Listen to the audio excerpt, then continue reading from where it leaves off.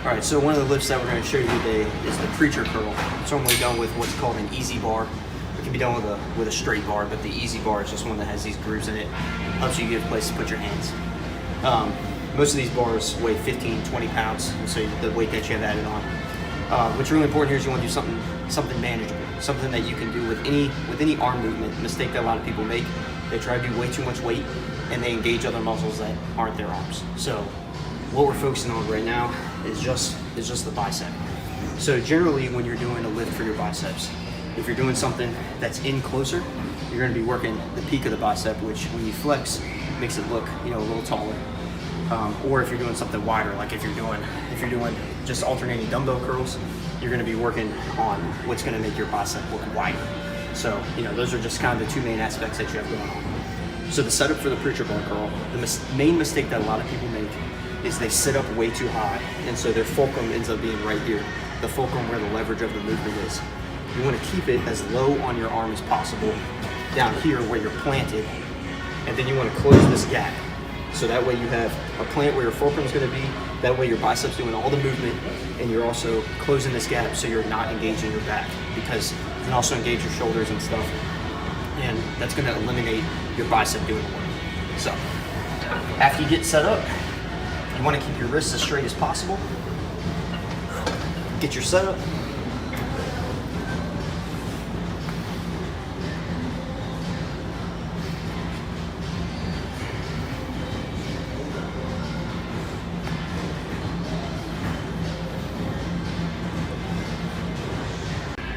So now, while Ellis does his lifts, I'm going to show you guys a couple points. So you can see Ellis is getting set up. He's going to have this gap closed, and he's going to have his elbow on the mat, and that's where you're going to see the movement come from. Another important part of any lifts that you're doing curl-wise is your tempo and your momentum. So as he goes, you can see he's squeezing at the top where the most tension is for his bicep. He's controlling it down because he's doing weight that's proper for him. And when he gets to the bottom, he's killing his momentum and there's no rocking.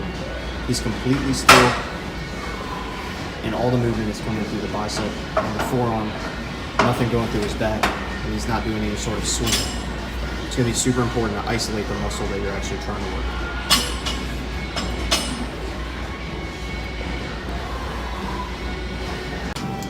So the next lift that we're going to talk about are dumbbell shrugs, something that you can use to work on traps, and a lift that, if I'm just being honest, is frequently done, as Josh Holland would say, heinously. So it's a lift that, if it's not done well, it can be extremely inefficient, and all the work you put in really doesn't get you anywhere.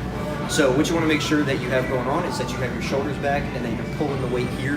You want to have your arms as dead as possible, and however you're gripping. What I like to do is move my shoulders back behind me, and I have the dumbbells, you'll see in a second, I have the dumbbells kind of nestled like around my legs so that they have a clear path and nothing's in the way. And it looks something like this.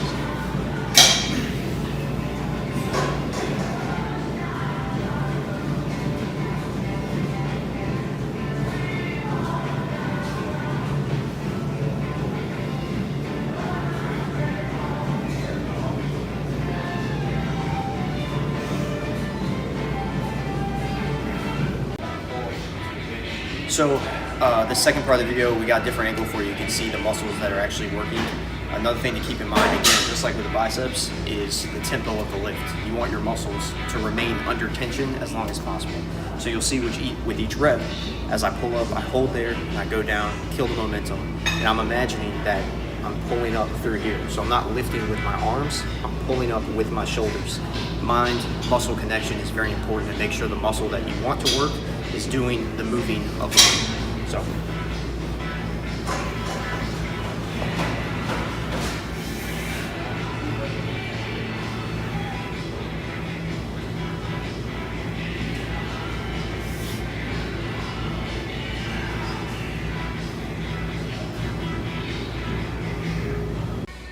So the next thing we're going to show you, it's not part of our routine today, but it's a lift that a lot of people do, and it can really hurt you if you don't do it well, is the bench. So Ellis is going to show you how to set up and how to move the bar, and we'll touch on all the important points to do it safely. And if you are patient and work hard over time, you'll get nice and strong, like Ellis. So First thing Ellis is going to set up is he's going to lay back on the mat. So go ahead, Ellis, lay back and show him what we got going on. All right, as he goes, he's creating one point of contact with his butt to the mat. And right now he's positioning his shoulders. So his shoulders are pulled back, like his scapulas and his lats and his back are pulled back together so that he's creating a safe shelf for his shoulders.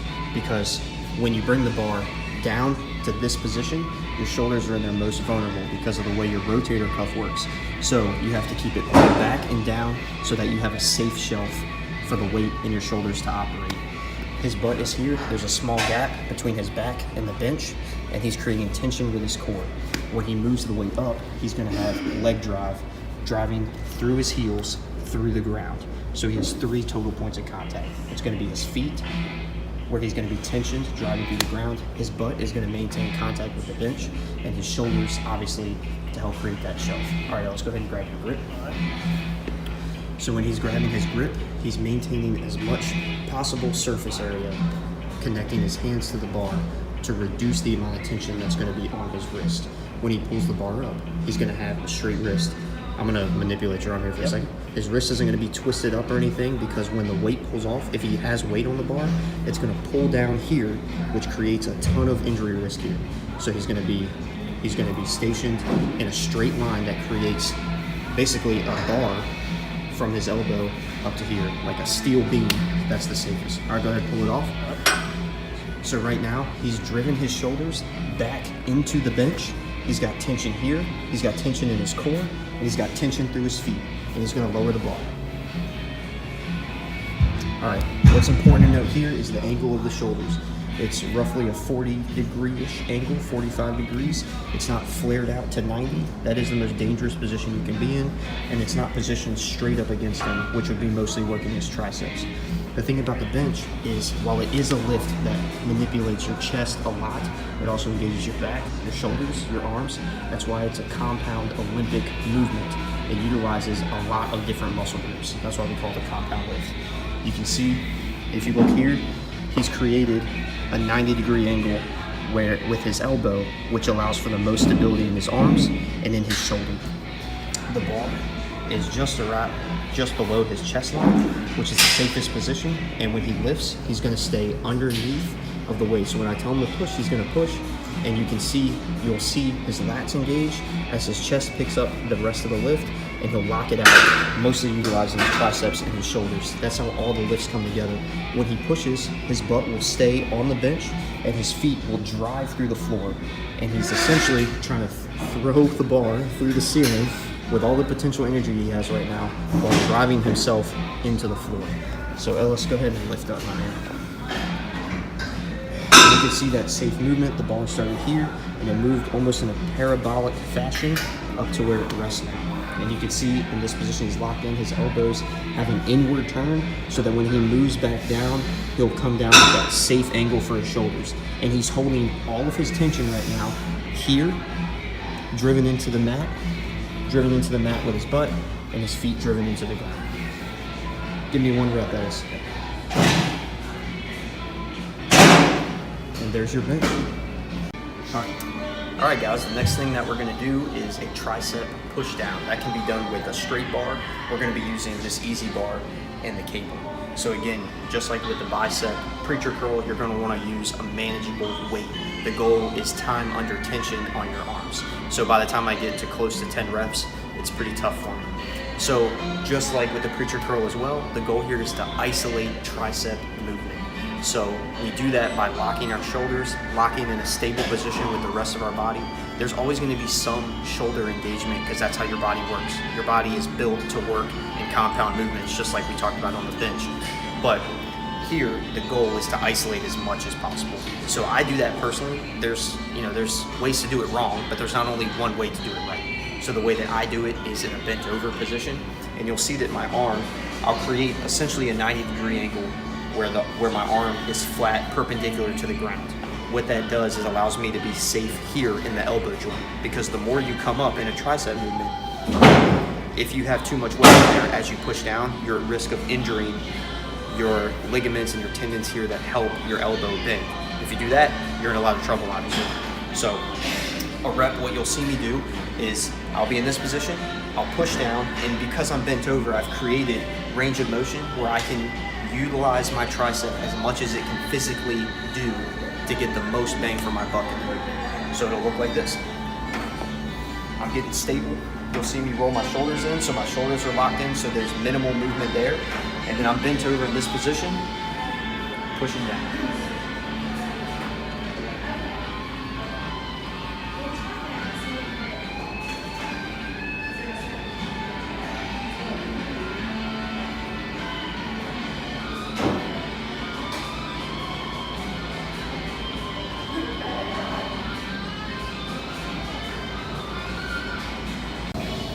Last thing I have to show you guys today is, it doesn't have some special name or anything. It's maybe you can name it in the chat, I don't know. And it does have an official name, but I do it because it's really good for my shoulder health. So I normally do it with really low weight that's super manageable, and my reps are super slow. And I love it because it creates a rotation all the way from up here all the way down here. So it's a lot of movement, some good stretches, engaging my shoulders in a smooth fashion that allows me to work them and build them stronger all through the joint that is my rotator cuff, but it feels safe. So the way that I do that, again, creating a strong base that's gonna help me create isolation. I'm gonna have my grip here, rotating my shoulders forward from underneath, and I'm gonna be pulling through my elbows, just like this.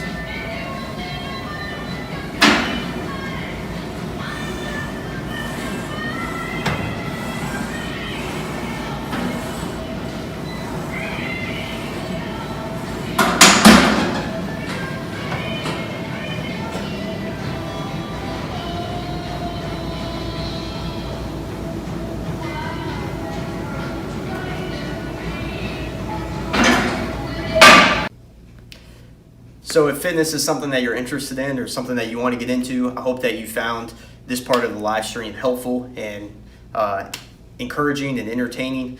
And I just want to tell you that, Ellis and I, we love doing this. We love the process of lifting. So I encourage you guys, if this is something that you are into or you want to get into, just make sure that you're doing it for the right reasons. Because if you're only out there to try and impress other people or things like that, you're going to end up hurting yourself. Do it because you love it. Do it because you want to better yourself and encourage others and be proud of yourself. Every accomplishment, whether it's your first step on a treadmill to lose weight or you hit a new max after you've been lifting for 10 years, every accomplishment deserves to be celebrated. So encourage each other, encourage people around you, and enjoy your own fitness journey.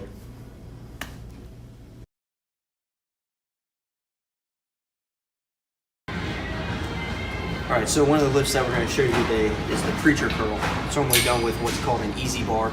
It can be done with a straight bar, but the easy bar is just one that has these grooves in it. Helps you get a place to put your hands. Most of these bars weigh 15, 20 pounds, and so the weight that you have added on. What's really important here is you want to do something manageable, something that you can do with any arm movement. Mistake that a lot of people make: they try to do way too much weight, and they engage other muscles that aren't their arms. So what we're focusing on right now is just the bicep. So generally, when you're doing a lift for your biceps, if you're doing something that's in closer, you're going to be working the peak of the bicep, which when you flex makes it look a little taller. Or if you're doing something wider, like if you're doing just alternating dumbbell curls, you're going to be working on what's going to make your bicep look wider. So those are just kind of the two main aspects that you have going on. So the setup for the preacher bar curl, the main mistake that a lot of people make is they sit up way too high, and so their fulcrum ends up being right here, the fulcrum where the leverage of the movement is. You want to keep it as low on your arm as possible, down here where you're planted, and then you want to close this gap. So that way you have a plant where your fulcrum is going to be, that way your biceps doing all the movement, and you're also closing this gap so you're not engaging your back, because you can also engage your shoulders and stuff, and that's going to eliminate your bicep doing the work. So after you get set up, you want to keep your wrists as straight as possible. Get your setup.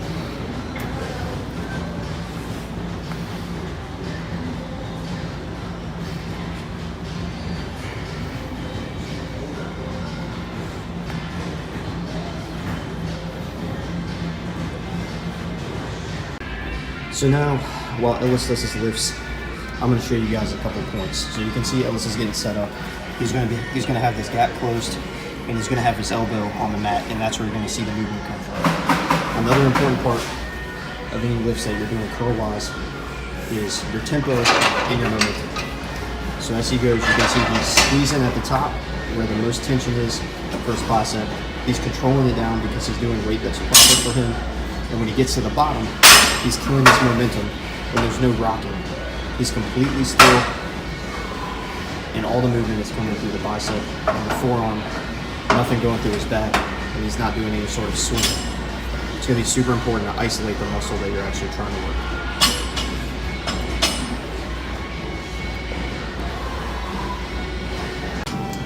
So the next lift that we're going to talk about are dumbbell shrugs, something that you can use to work on traps, and a lift that, if I'm just being honest, is frequently done, as Josh Holland would say, heinously. So it's a lift that, if it's not done well, it can be extremely inefficient, and all the work you put in really doesn't get you anywhere. So what you want to make sure that you have going on is that you have your shoulders back, and then you're pulling the weight here. You want to have your arms as dead as possible, and however you're gripping. What I like to do is move my shoulders back behind me, and I have the dumbbells, you'll see it in a second, I have the dumbbells kind of nestled like around my legs so that they have a clear path and nothing's in the way. And it looks something like this.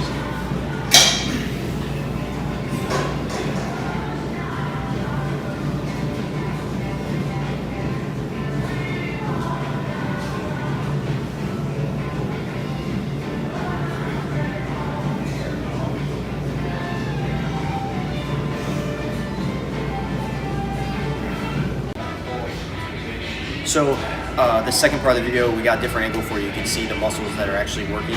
Another thing to keep in mind, again, just like with the biceps, is the tempo of the lift. You want your muscles to remain under tension as long as possible. So you'll see with each rep, as I pull up, I hold there, and I go down, kill the momentum, and I'm imagining that I'm pulling up through here. So I'm not lifting with my arms, I'm pulling up with my shoulders. Mind-muscle connection is very important to make sure the muscle that you want to work is doing the moving of the weight. So.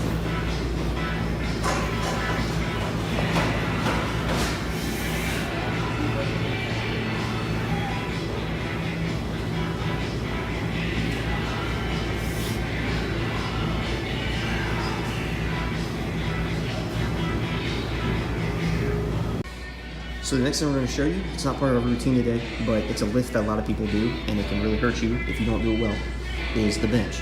So Ellis is going to show you how to set up and how to move the bar, and we'll touch on all the important points to do it safely. And if you are patient and work hard over time, you'll get nice and strong, like Ellis. So first thing Ellis is going to set up is he's going to lay back on the mat. So go ahead, Ellis, lay back and show him what we got going on.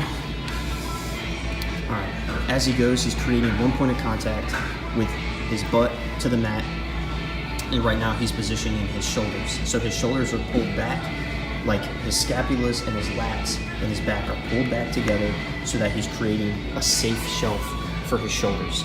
Because when you bring the bar down to this position, your shoulders are in their most vulnerable because of the way your rotator cuff works.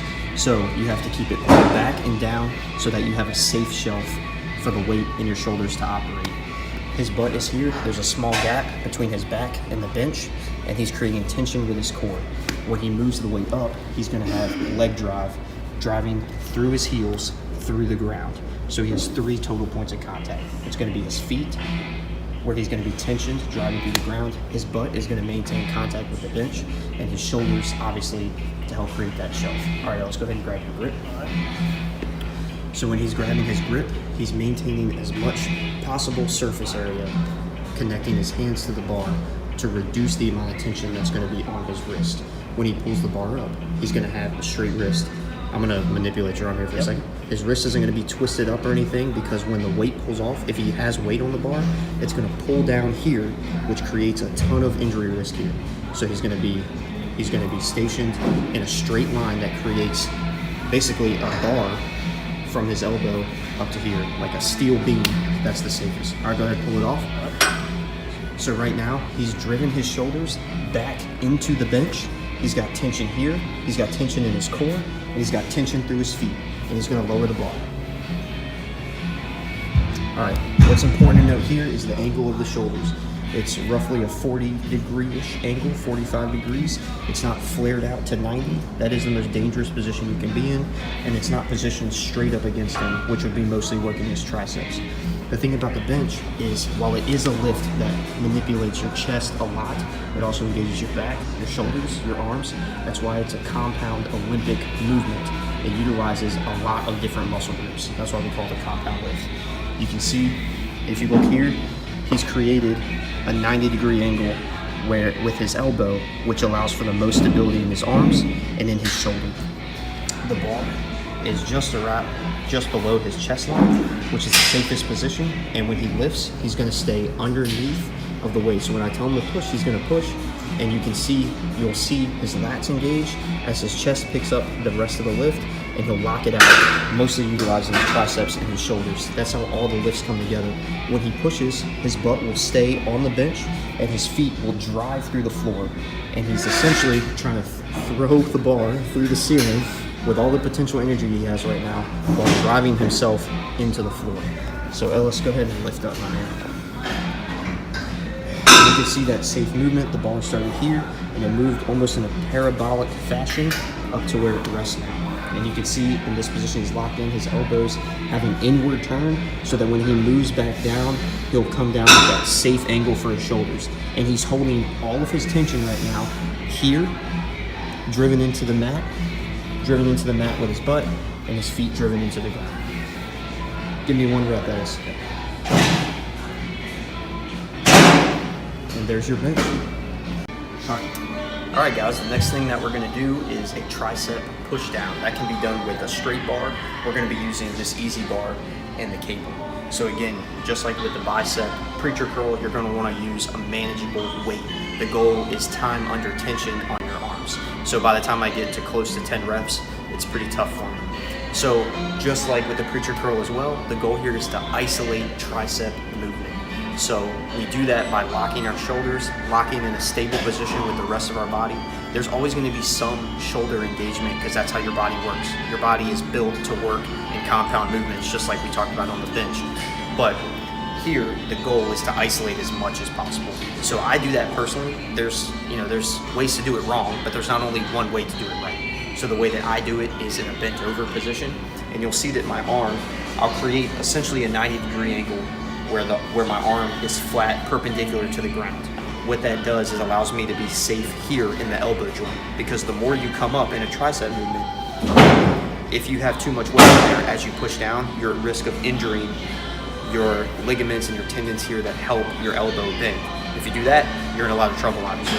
So a rep, what you'll see me do is I'll be in this position, I'll push down, and because I'm bent over, I've created range of motion where I can utilize my tricep as much as it can physically do to get the most bang for my buck in the movement. So it'll look like this.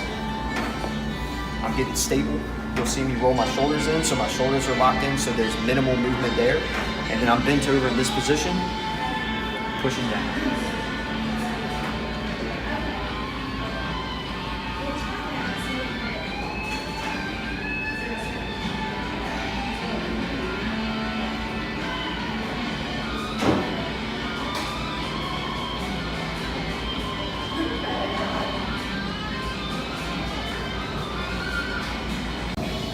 Last thing I have to show you guys today is, it doesn't have some special name or anything. It's maybe you can name it in the chat, I don't know.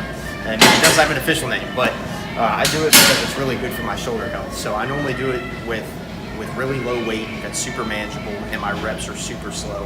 And I love it because it creates a rotation all the way from up here all the way down here. So it's a lot of movement, some good stretches, engaging my shoulders in a smooth fashion that allows me to work them and build them stronger all through the joint that is my rotator cuff, but it feels safe. So the way that I do that, again, creating a strong base that's going to help me create isolation. I'm going to have my grip here, rotating my shoulders forward from underneath, and I'm going to be pulling through my elbows, just like this.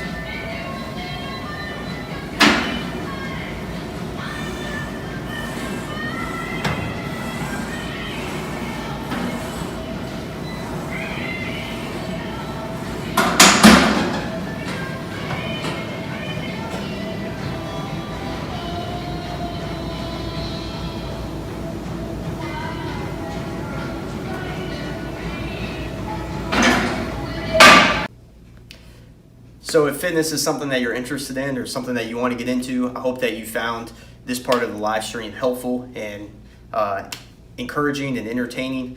And I just want to tell you that, you know, Ellis and I, we love doing this. We love the process of lifting. So I encourage you guys, if this is something that you are into or you want to get into, just make sure that you're doing it for the right reasons. Because if you're only out there to try and impress other people or things like that, you're going to end up hurting yourself. You know, do it because you love it. Do it because you want to better yourself and encourage others and be proud of yourself. Every accomplishment, whether it's your first step on a treadmill to lose weight or you hit a new max after you've been lifting for 10 years, every accomplishment deserves to be celebrated. So encourage each other, encourage people around you, and enjoy your own fitness journey.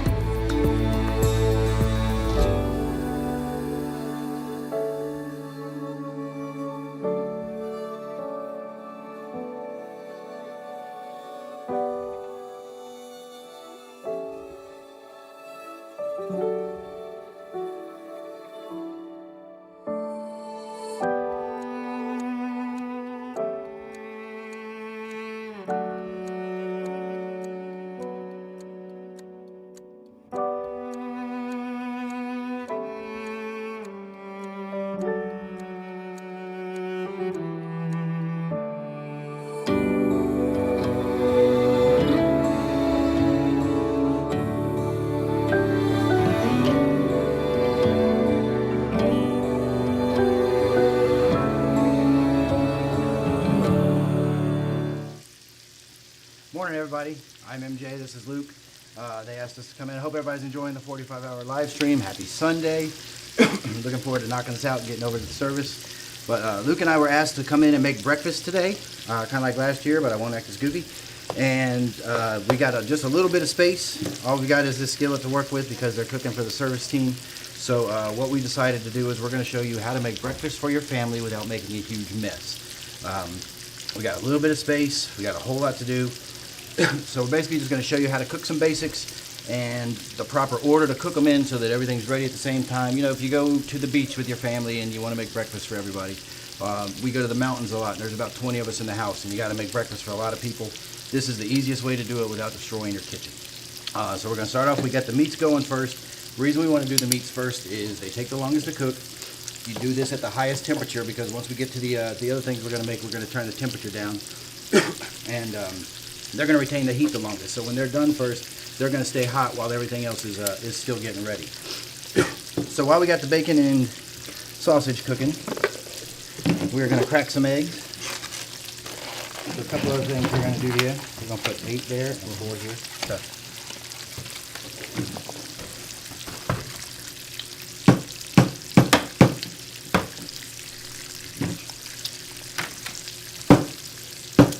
if I had a harder skillet, or a harder corner, I could probably do 2 at a time. Because I used to work at a Cracker Barrel. But we're going to whip these up. These are going to be for 2 purposes, which is why we got them in 2 pans. One of them, of course, when you're cooking for a lot of people, the eggs got to be scrambled. If you're making breakfast for 20 people, they don't get to tell you how they like their eggs. You get to tell them how the eggs will be prepared. So while Luke's doing that, we're going to check on this bacon. I'm a big fan of thick sliced maple bacon, which is what this is.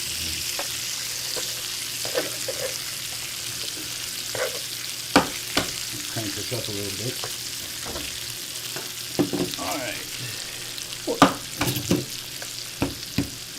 Whenever I'm scrambling eggs, first thing, just pop the yolk with the fork. It makes it a whole lot easier.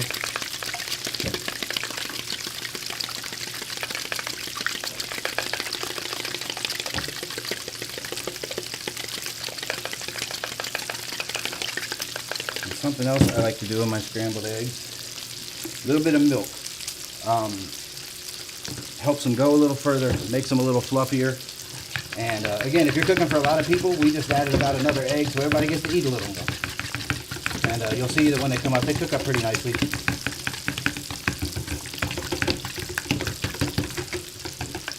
Try that.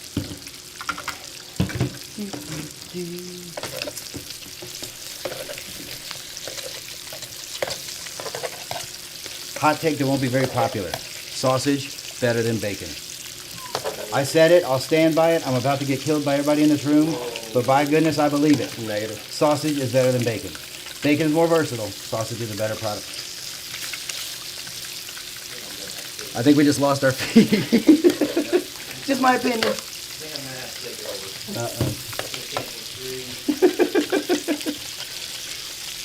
Suddenly the technology's not working. Alright, as I said, we're going to try to keep this place clean, so we're done with the eggs. Get rid of it. What you don't want to do is have a huge mess when you're done. And if you clean up as you go, I mean, this stuff's cooking, he's working, I got a minute to kill. Knock it out so that when you're done, you just get to sit down and eat. Morning.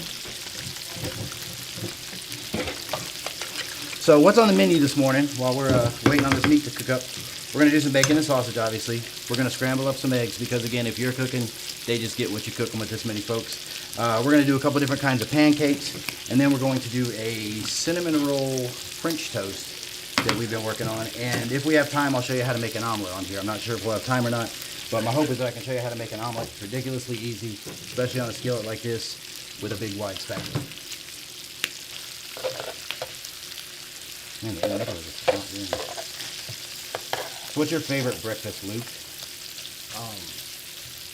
Gonna have to go with like the classic, like all-American bacon, eggs. Sausage and eggs? No. Bacon, eggs, and pancakes. Fine. Actually, I have a sign over my stove, and his mother has the same sign over her stove that both say, "I love you more than bacon." Christmas present from Luke. And if you knew Luke, that's a huge to be up in that hierarchy with bacon. So I'm very excited about that. Did we put some milk in there? Yeah. All right.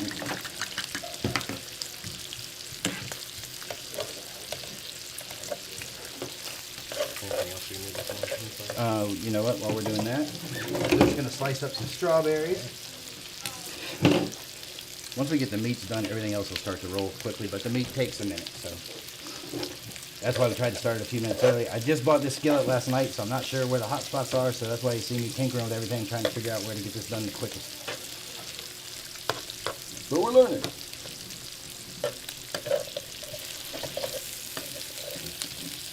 So I watched you putting together a cell phone last night. That was kind of neat, Elijah. Yeah. I kept on joining the chat, but I realized I was under his name. So CEO of Bruh, that was me. This would be CEO of Bruh. They're probably like, who in the world is that?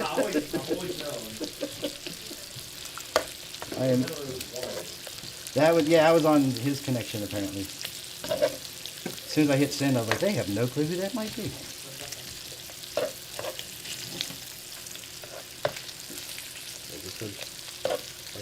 Got to fit inside a pancake. Do you want to do them sliced or diced? What do you think it'll be? I think we can do some of each. What we're doing here is we're slicing some pancakes. We're actually going to put our strawberries. So we're going to put strawberries inside the pancakes as we cook them. It's something that I think it's pretty cool. So we're going to try some sliced, and we're going to try see what happens if we dice them up today. Hi. Morning. Everybody's so friendly when they smell bacon. They're just sucking up for later. They know the food's about ready.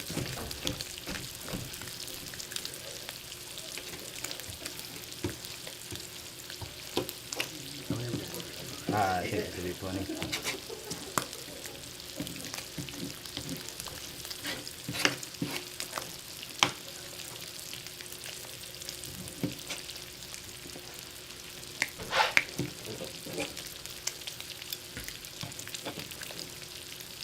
I know this isn't very entertaining while I sit here and slice these, but you gotta knock these out.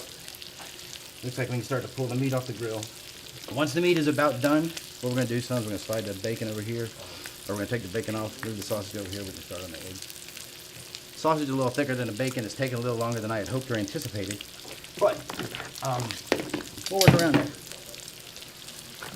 Like I said, the first thing you wanna do is the meats because they cook on the highest temperature, and they also retain their heat the longest. So as we cook everything else, these aren't going to, if you do your pancakes first, they're going to be ice cold by the time the meat's done. So you want to make sure you're doing it in order so it's the best. If you're going to make dinner or breakfast for everybody, you know, make it the best you can, like you do at everything. But what we do is we lay down some paper towels here. We're going to put the bacon on top of it. Then we're going to put some more paper towels. It's going to do two things. It's going to help it retain the heat while we cook everything else. It's also going to soak up the grease. So we got some good bacon when everything else is ready to go. So, think that bacon's ready? Eat it. I mean, everything with this one, that still looks. You got to talk up around TV. And does that not still look a little off? Then flip it. Okay. Those look good though, right? Yep. All right, let's get them off the way. And this is a waste of paper towels, but it's the best way to do it. I found it retains a lot of heat. Again, it retains the heat and it gets rid of all the grease, so the bacon is good to go when everything else is ready. Or am I just going? One more layer. Press down a little bit. You can actually see the grease starting to soak up there. Gravity. Gravity, my nemesis, gets me once again. All right, slide the sausage over here. We can get a moment, please. All right, as soon as the meat's just about done, which this bacon is, but this sausage is really taking its time. First thing we're going to turn down the temperature. You don't want to cook your eggs and your pancakes at the same temperature as you cook your meats because it will be too hot. It will burn the eggs, and burnt eggs aren't good. And burnt pancakes are even worse. So, we've also got a lot of grease on here. That's good. That makes it helps flavor the eggs. It helps season the skillet a little, or keep the eggs from sticking. Now, what's going to happen with an electric skillet like this? They're kind of tilted towards me. There's a little grease trap here. So when we pour the eggs down, you're going to start pouring them at the back, and then they're going to race to get down to this grease trap, and you just got to kind of fight them off. And what will happen as the temperature gets hot and you start to fight them off, it'll form a little egg barrier, and it'll keep it. But when you first pour the eggs on here, don't pour them all at once because you'll lose control and all your eggs will be wasted. And make sure you just, like I say, just taking your time, and I'm going to show you to start, and then I'm going to let Luke do it from there. I like to clear off most of the grease because I don't want them too greasy. Oh, it's only 10 after. We're rolling. Rolling. We're going to have time to eat. Make me jealous. All right, so I've turned my temperature down to about 275. Again, you want to lower the temperature because you don't want your eggs will burn quickly if you keep them at the same temperature as the meat. It's going to slow down the process on the sausages here, but sausage is worth the wait. Better than bacon. I said it. I'll say it again. All right, I'm going to let Luke try this to show y'all it can be done. Scooch on over here. Get that skillet, get that spatula ready, buddy, because they're coming. And start slowly. If you can see, they're just running to, you really can't probably see from there, but they're running towards the front because they want to get to that grease trap. And if you just keep pushing softly and slowly like that, don't add any more yet till you get your berry. Eggs are getting away, eggs are getting away. I know. And what you'll see is basically it's just starting to form a little wall, almost like you were sandbagging the dunes to keep the oceans from crashing over it. So he's got a nice little barrier now. He can start to slowly add eggs. Again, you don't want to do them all at the same time because it's just going to rush. And do you like cheese on your eggs, Luke? Yes. Well, you're cooking, then we get cheese on the eggs, correct? Right. Because you are the cook, and the cook gets to decide. Oh, it's getting away from you. Egg down, egg down. Get the corner. Go skinny, go skinny. Look at it. Plan B. If it starts to run away, because this spatula is not made for corners. I got it, bud. Just get it up there. And again, you can see finally we got just a little wall there. So now we can start to add eggs, and they're not going to run. But what you also want to do, you want to keep them moving the whole time. These are going to look scrambled any minute, I promise. Let's go ahead and add some more eggs, bud. Get back. Switch side. Whoa, I almost hit your boom mic. Is that a boom mic? Is that what that's called? I almost said boom with the eggy spatula. I don't know, I just see boom and key grip and gaffer. That's all those movie credit things I really don't know why I even watch, but sorta. If I was paying attention, I'd have been out of the theater by the time the credits were. You ready for some more? I'm gonna crank this up just a little bit. Like I say, this is a new skillet, and I haven't worked with it before, and every one is a little different. I don't care if you put that dial on 350. That doesn't mean the whole thing's going to be 350. Every time you get something like this, or a grill, I do a lot of grilling. A lot of folks do that's kind of my thing. There's going to be hot spots. There's going to be cold spots, and the only way to figure those out is to throw stuff on there and figure out, which I'm learning right now, that's not a very good place to cook sausage. But we'll know that for next time. Keep stirring those up.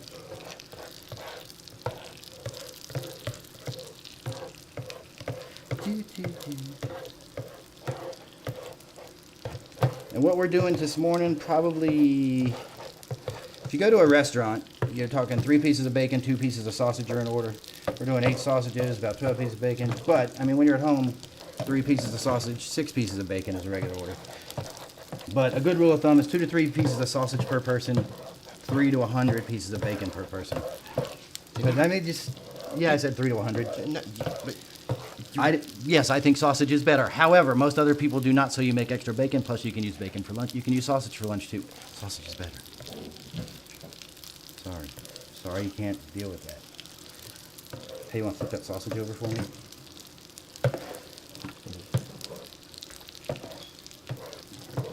All right, we're going to tend to the sausage and make sure it's not getting out of hand.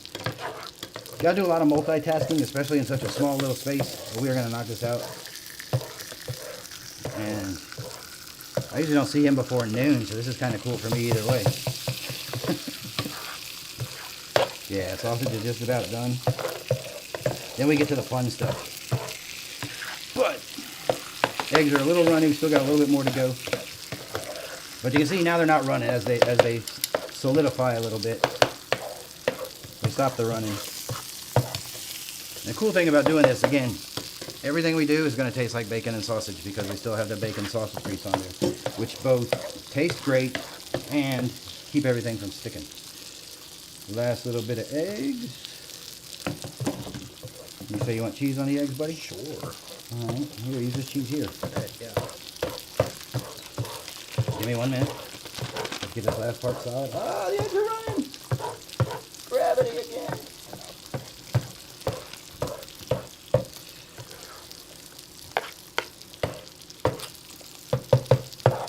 Something's very important with this big old spatula. Once we get to the pancakes and stuff, we've got to clean this edge off, or it's not going to be able to scoop up there properly, and then we get busted pancakes. And again, if you're trying to impress your family, don't bust up the pancakes. Make everything look as pretty as you can. Kind of like we tell you about, if you're going to do it the best you can. So, if you're actually going to treat your family to breakfast, or your friends, or whoever it is, give me your best effort. Isn't that right, buddy? Yes.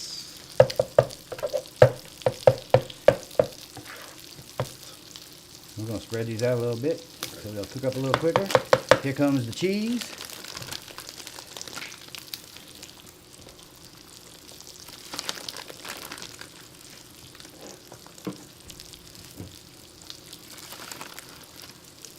Is that good? You think? You're cooking. Let's try it. Let's take a look and see what happens. So we're going to make some cheesy eggs. Oh, a little piece of bacon in there never hurt.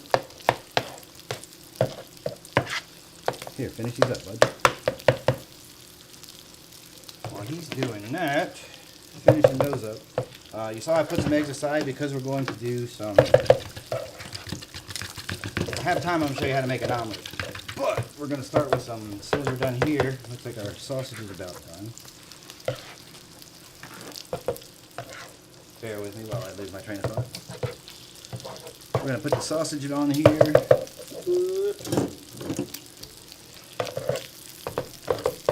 You got temperature down, going to wash the eggs. You can do your pancakes and anything else about the same temperature you do your eggs. You want to do your meats about 350, maybe a little higher. Nothing else you want to do above 300, right at 300 tops. On a normal commercial type skillet, 275 would be fine. Sometimes these are a little bit off, so we go a little bit higher. Still look a little runny. Mash them down, thin them out, just a little bit. All right, this is gonna be my favorite one today. Was it good, dude? Yeah, I think so. All right, let's put those on the plate.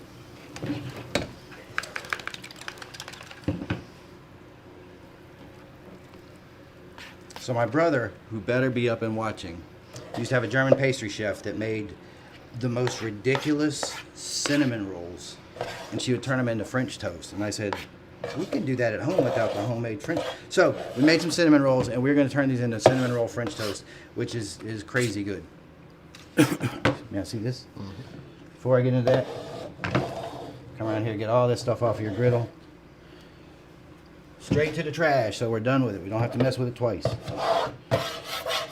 We got a little bit of grease we're going to spread out. That didn't work, did it?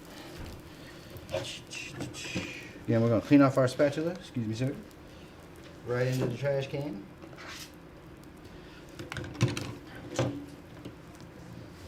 So what we're going to do here, buddy, first I'm going to wipe that skillet down because I spread eggs everywhere. Gravity again. I don't really recommend this because it's really, really hot, but if you do it fast, it's not too bad. I did lose my grease, but I brought pan spray just in case. So when we get into these last few things, they're going to stick quite a bit. Man, that's slippery. All right, so we're going to take the cinnamon roll. We're going to mash it down a little bit to kind of make it level. This is my scrambled egg mixture. You know what? We're going to pour that in here because it'll be a little bit bigger for us. You ever make French toast, buddy? Not like this. Dip it in egg. Let's see what happens. Go ahead. We're going to dip these in eggs double time. Get as much egg as there on in there as you can. Then when they're done, then we'll take the stuff and drizzle it over it.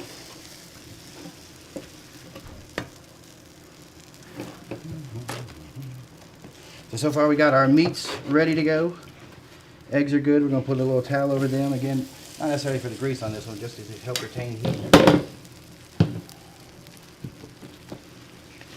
Okay, try to keep them all in one area so we can start on some pancakes.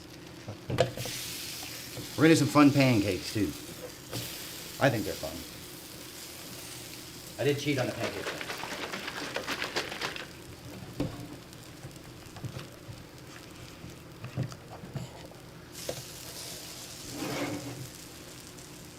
Set this right under here. Paper towel right there. Yeah. Yeah, paper towels are right there. All right, as I said, we're gonna do a couple pancakes. We did these last year, but we're gonna try one again. It's a bacon cake. Cool thing about pancake mix is it turns out however you pour it on here, so you don't have to make it circular. Everybody makes it circular, but you can do some things with it that's kind of fun, and that's what we're about to do here. I'm gonna take this piece of bacon right here. I'm gonna take my pancake mix. Whoa, and I'm gonna pour it way too fast. Then I'm gonna form it real quick. Wow, that came out fast. Are you sure that was a cup and a half of water? I'm pretty sure, yeah. It measured out pretty well. You did a half cup, then you did a cup, right? Okay.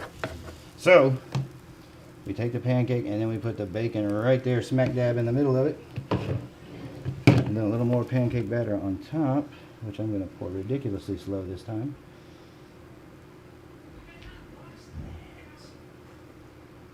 What is that about to be? A bacon pancake? A bacon pancake, yes. Yes. And if this wasn't pouring so fast, it would be perfectly bacon shaped. Don't get in a little thing of syrup. And then we're going to do some strawberry pancakes. And then hopefully we'll have a little time and I can show you how to make an omelet, which is really just the way we did the scrambled eggs. But Oh, you really gotta do those? it's just like making French toast, buddy. I didn't know we'd be doing something else. So this is starting to look out pretty good, actually. I think these are going to be a hit. If anybody wants sugar in their breakfast, this is the one to do.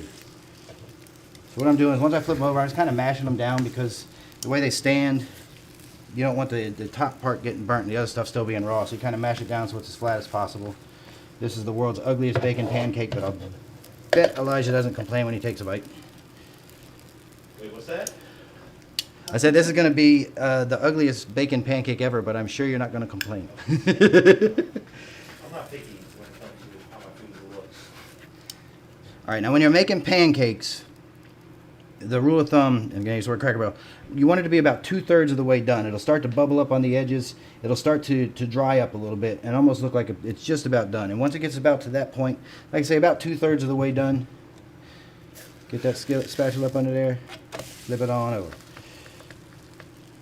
That looks like the Pillsbury Doughboy. That little hat in it. You Yeah. don't see it. You see No, it? no, Wait, give it I chocolate chip kinda eyes. do. Chocolate chip eyes. Then you'll see it. Is that a little overkill? 45 hours on a live web stream. They need chocolate chip pancakes with bacon, and there is no overkill. Look, now.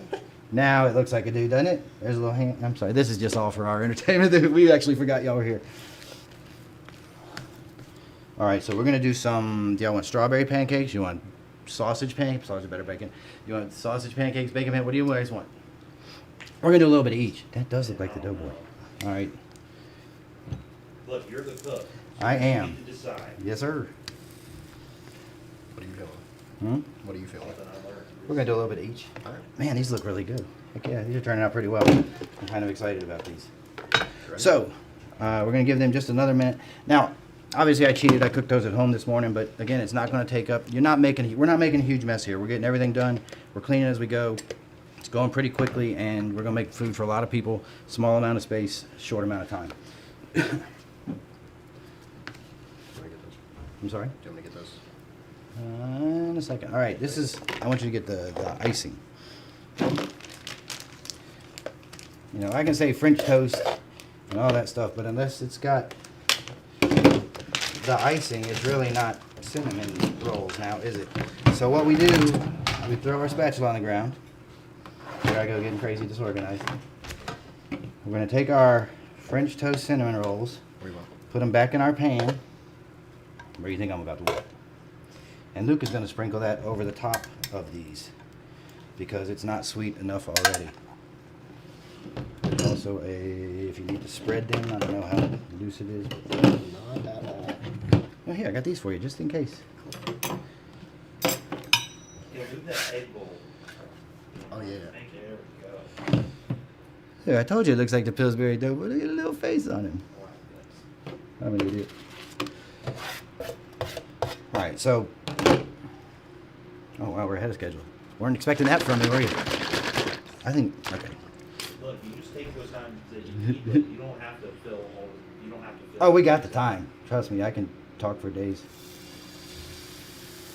So that's how you do a regular pancake. You just pour it out like that. We're going to try another bacon cake because I think I can pour better than the last one. And they look so cool when they're done. And that, while adorable, is not what I was shooting for. Actually, you know what? I'm doing a sausage cake because I'm cooking. So I'm going to take a piece of sausage. When you're doing pancakes, obviously they're thin, so we got to cut the stuff up as small as possible. Oh, Luke, those look really good, buddy. You're doing good work, son. See, right now I'm just slicing that stuff that's better than bacon. I'm not, okay, I mean it. So let's see if we can get a straight line this time. I'm going to clear off my skillet here.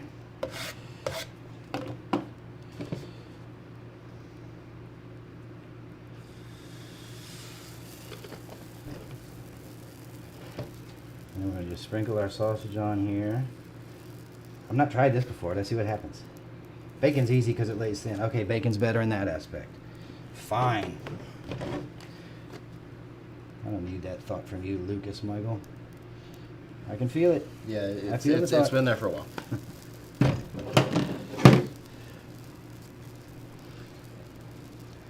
You got to put those and show them on the camera because those look really good, y'all.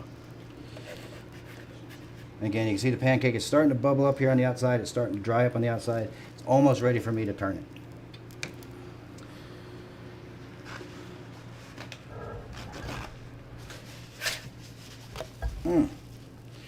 See, hot spot here, but not here. We're learning the skillet.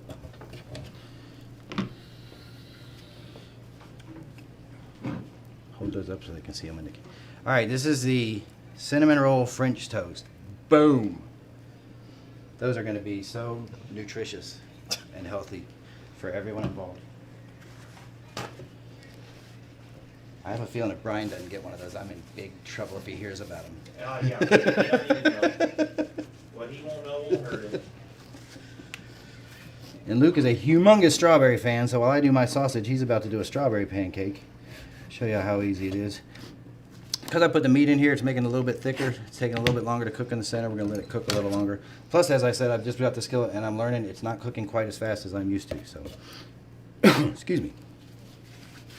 Take over for a second. I need to step over here and wash my hands as I just coughed on them.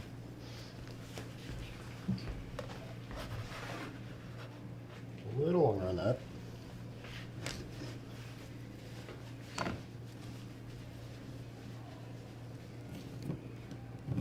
He's like that Mark's brother that doesn't talk.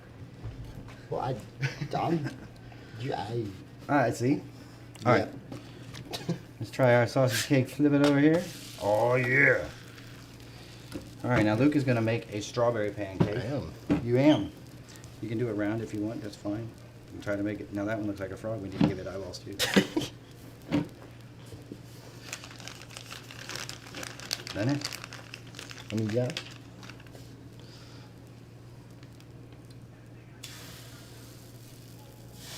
Whoa. That's a monster pancake. That's all right. Fill it up with strawberries. A little quick We're on here that to one. eat. Now it does look like a frog. This could be my food truck idea. You're not helping. Animal-shaped food. So with pancakes, I mean, you can put anything in it. I think we did last year. What we did? We did thin Reese's peanut butter cups. Yep. Oh, those were some good pancakes. Those were crazy good. But if you like, we could have done blueberries. We could have done strawberry. We could have done any kind of berry. You could do any kind of meat. Anything makes it better, in my opinion. You could do a banana chocolate chip. Ooh, banana chocolate chip. That would be a wonderful pancake. Yeah. So just think about things that you like and flavors that go together and chuck them in a pancake. See what happens. And they're just starting to look like a frog. We got the doughboy and the frog going on over here. So what we want to do is check the bottom, see how good it is. I think our frog sausage cake is ready. Look, it looks like a little frog. Chocolate chips make everything cool. We haven't done a chocolate chip pancake. Nope. You want to do that now? They just make life better. Ooh, grilled strawberry. I wonder how that works. I have to try it out later. Do this one slow. Slow.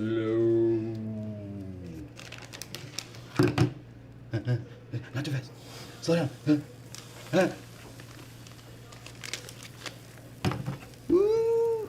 We're gonna stop it, just like earlier. Once you contain it, you're in good shape. Now, if I give that one eyes, it's gonna look like a Pac-Man ghost. You know it, and I know it. Does it not? Yes, that is Clyde. Is it Clyde, or is it Inky, or is it Binky? What? Pinky? Stinky? Colorless. Flinky? Well, which one was colorless? Well, they're all ghosts. I mean, do they really have colors? Yes. You grew up on the game. I did. You've grown up on every game since. Yeah. Alright, so we are done with this. What are we doing? We're done with this? Throw it away. Throw it away so we don't make a mess and we don't have so much to do later, right? Because we're trying to impress our family, not give them tasks when they're done eating our wonderful breakfast. That thing's got to be dead by now. Let's go ahead and get that one off the plate. Should have one more plate. Time are we looking at here? 8:30. We got 15 minutes. We're doing Perfect. anymore, or- We're gonna do an. Do you want to try a strawberry chocolate strawberry pancake? Yes. Yes. Okay, we're gonna try a chocolate strawberry pancake because there's no rules. No rules. No rules. Take food, make good.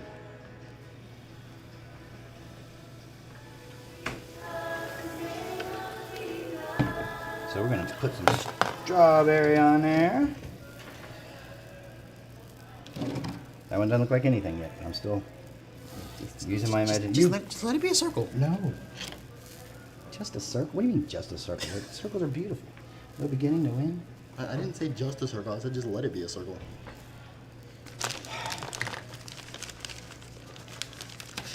You think that middle one's about ready? Hmm? You think that middle one's about ready? I think that middle one needs to be flipped because as you see, it's just about dried up all the way around. Get it up under there all the way. Give her a flip. Oh, Messed up. Listen, every time. I got this. Every time. It's a good thing you're a tax write-off sometimes. What? Nothing.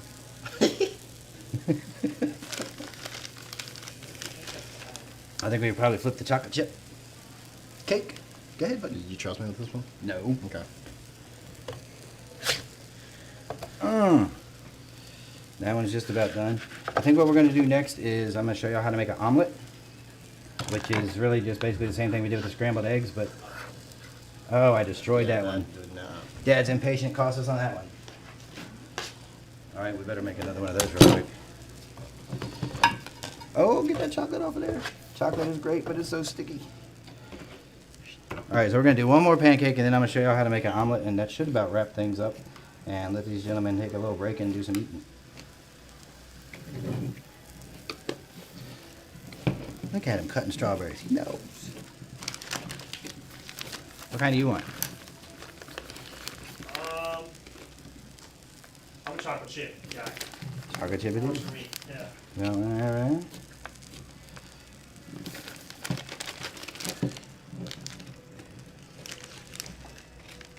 Easy. Not you. Oh. Me.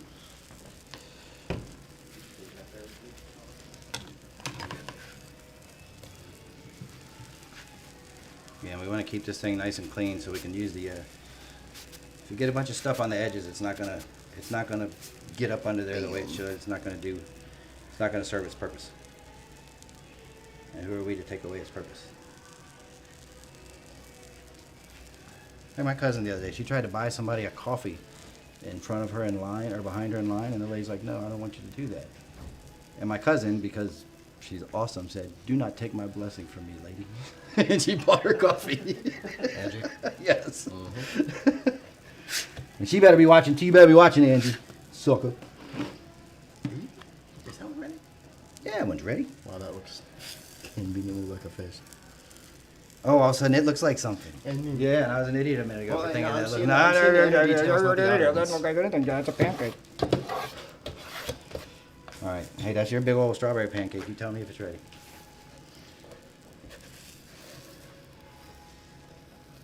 negative. Negatory. All right. Well, what we're gonna do is we're gonna slide it. We're gonna take this one, which is just about ready to flip. You sure about it this time? No. Okay. I'm gonna move this one over.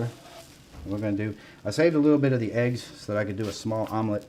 What do you want in an omelet? Anybody want an omelet? Now, omelets are ridiculous. I was talking earlier about the pancakes. Pancake, a cinnamon roll. Well, I might just pass out and not wake up. sugar coma coming. This might be the last segment.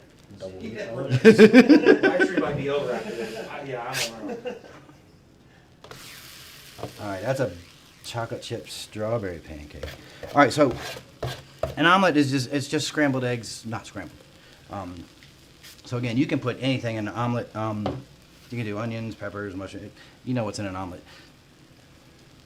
The way to do these on this skillet, again, everything's gonna start running. We just gotta contain it and keep it into a small little area, and then instead of bashing it all up, we're just gonna let it dry out.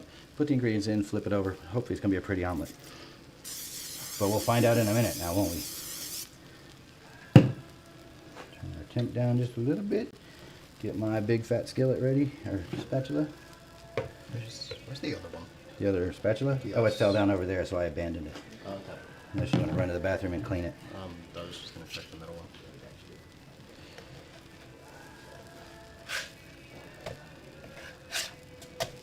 Boom. There's that answer. Strawberry pancake. Now we got a little more space.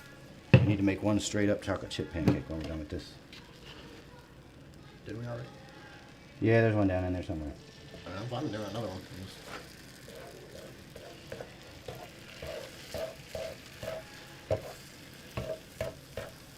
And my brother, who's a chef right now, is going, I can't believe you're trying this. Or failing at it. Uncle Patrick.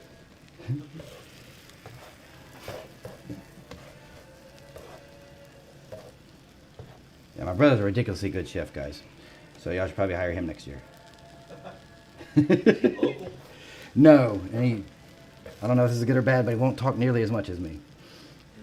Now the decisions, now they're willing to pay the ticket. We'll get him up here. We need the talking. You could probably explain the process scientifically, so. Yeah, he's... We need the talking. So what we're doing again, we're just pouring it on here. We're gonna get this into one nice structure. We're gonna put some ingredients in, fold it over, boom, omelet. What are we doing with it?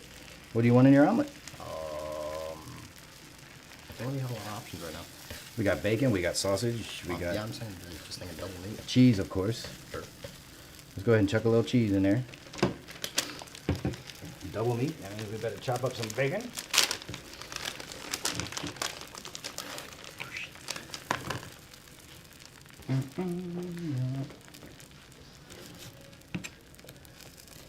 Oh, they're playing some good music over there too.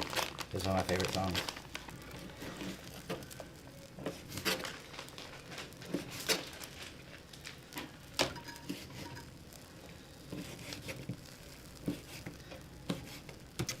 So we're going to take this, we're going to do a little bacon. Apparently we're going to do a tiny little bit of strawberry. A little sausage. My son doesn't know how to put on cheese on it. Man, cheese it up, dude. Cheese it.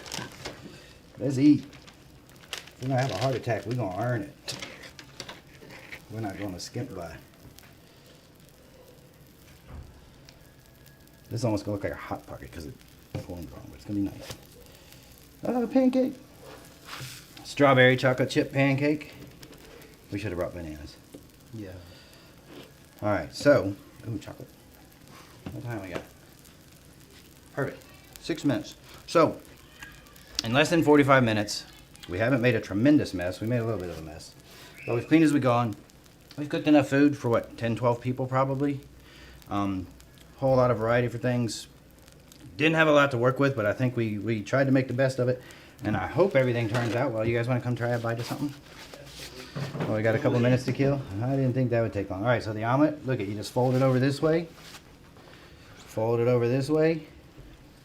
Then what I'm going to do, I'm going to let that set for a minute. Then I'm going to flip it over because when we flip it over, that seam will actually seal and the whole thing will close up and you'll have a perfect, a good looking, good tasting little omelet. I'm gonna get my hands on one of these. Get your hands on one of those. All right. I'll literally do that. That's what they're here for. Yep. Luke, I know you want to try one of those. I'm gonna let everyone else go first. Everyone else is one of them. You know, There's 4 of those. Okay. That is good. Cinnamon roll French toast. Are you kidding me? Where else y'all get that? Mid-low PCC. That's a mid-low jank right there. Oh yeah. All right. Sorry, I'm not supposed to say that in this building. Oh, look at that. If you haven't been in the Midlow campus, wow, it's pretty. Get out there. I was so excited. Everything about it is perfection. Midlow's been representing in the live stream. A lot of Midlow going down, so. And I know everybody in this room hates this, but I got extra bacon. I might as well just cook it. That's true. What do we got? What do we got? Oh, we didn't go over. We got 5 minutes for me to watch you clean up, Luke. It'll be awesome.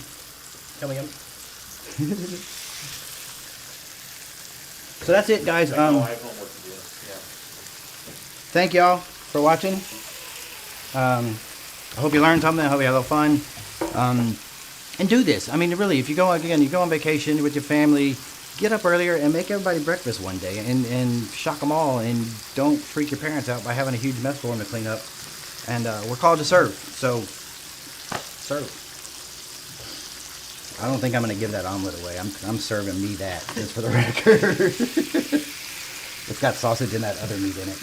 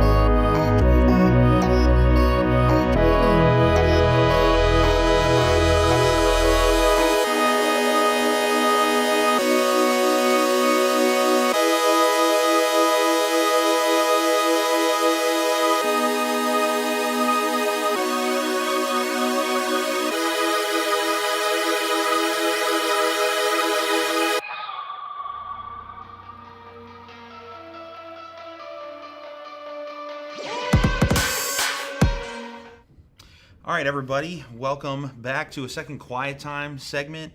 I'm going to let you know that we're in the church and church is happening right now. So it might not actually be that quiet. You're going to hear some sounds, probably kids running upstairs. Somebody might actually barge into that door. I don't know what's going to happen. But as I said before, in the last Quiet Time segment, if you saw it on Saturday morning, you'll want to do this in a spot that is actually quiet, where you're alone, where you're isolated, and just spend intentional time with God.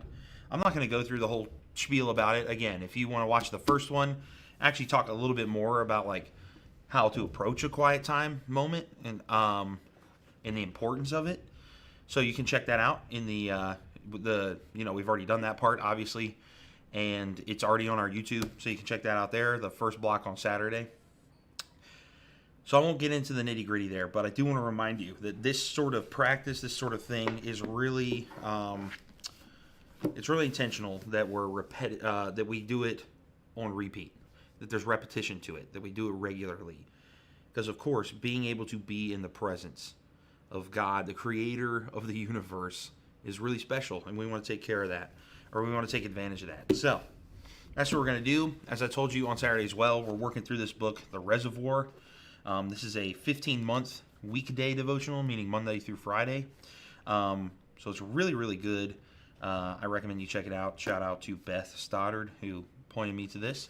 But yeah, we're going to do day 2. We did day 1 yesterday, obviously, and now we're going to do day 2. So here we go. Day 2 of the devotional. It's Tuesday in my book, but you might be watching this on a Tuesday, so that'll be perfect for you. Anyway, this one's called Formation in Jesus. So all of these start with a quote. So here's this quote. Jesus-centered spiritual formation is the process of being transformed into the image of Christ through a relationship of intimacy with God by the power of the Spirit in order to live a good and beautiful life of faith, hope, love, joy, and peace. A life that will be a blessing to oneself and to others and will glorify God now and for all eternity. That quote is by James Bryan Smith, who I don't actually know who that is, but it is a beautiful quote that points to really what this book and any sort of quiet time is trying to get you to do, is trying to work on your life to do. We want to be transformed into the image of Christ. That's what the spiritual formation is, that revolves around Jesus, is we want to become more like Jesus by intimacy with God, which is what quiet time is, by the power of the Spirit, in order to live a good and beautiful life of faith, hope, love, joy, and peace. A life that's going to be a blessing to not only us, but to others as well. And it's going to glorify God now and for all eternity. That's the point. I know that sounds lofty, but if we'll just take 15, 20, 30 minutes each morning or night or whenever it works for you, there's nothing special about the morning, but whenever it works for you, this is the process we're going to get into, and it's going to be transformative. So it continues on. There's a little prompt here. In John 4, like the book of John 4, we meet a woman who has chosen to do the hard work of drawing water at the village of the well at high noon, the hottest part of the day. Evidently, she feels so much shame and has experienced so much rejection about the events of her life that she will do anything to avoid having to be around other people. Hence her being there at noon. By the end of the story, the woman has run to tell the entire village about Jesus. How does he transform from being a person drowning in shame to being a community leader?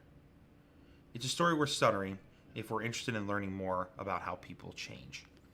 So we're going to read a single verse from this story, John 15:5, or excuse me, it's actually not from this story, but it's from the same book. John 15:5. Like I said, I'm only following the prompts in the book here, so it's really easy to do on your own. Let's make our way over to John 15. John 15:5. I am the vine, you are the branches. If you remain in me and I in you, you will bear much fruit. Apart from me, you can do nothing. I'm going to read that again. Sometimes in quiet time, I'm going to, particularly if it's a single verse, I'm going to read it over and over and over again. Sometimes in my head, sometimes out loud. however it is to let these words sort of sink in and let me hear from God in them. So I am the vine, you are the branches. If you remain in me and I in you, you will bear much fruit. Apart from me, you can do nothing. I am the vine and you are the branches. If you remain in me and I in you, you will bear much fruit. Apart from me, you can do nothing. Apart from me, you can do nothing. Apart from me, you can do nothing. This part sticks out to me. It's probably partly because I actually talked about it in a message recently, quoted this exact scripture. But I think even more than that, apart from me, you can do nothing. I'm going to follow the prompts and not turn this into something that it's not, but maybe we'll get to it what's going around in my head. So, just as a side note, though, that is something I might actually do. Like, if I'm following the prompt here, and then a piece of the scripture that I'm asked to read, or something that I'm, prompted to read, really sticks out to me, and I feel like that, for whatever reason, sticking in my head, I might very well just be like, you know what, I'm just going to think on that, and I'm going to close this Devo, and I'm just going to try and figure out what God's saying to me in this particular scripture, and go from there. So, but we are going to go to the questions here, because I bet you it will actually go to there, because it's a pretty pivotal part of that verse. So the first question it asks is, what do you think Jesus means by the phrase, abide in me? Abide in me. In the one I read, it says, if you remain in me.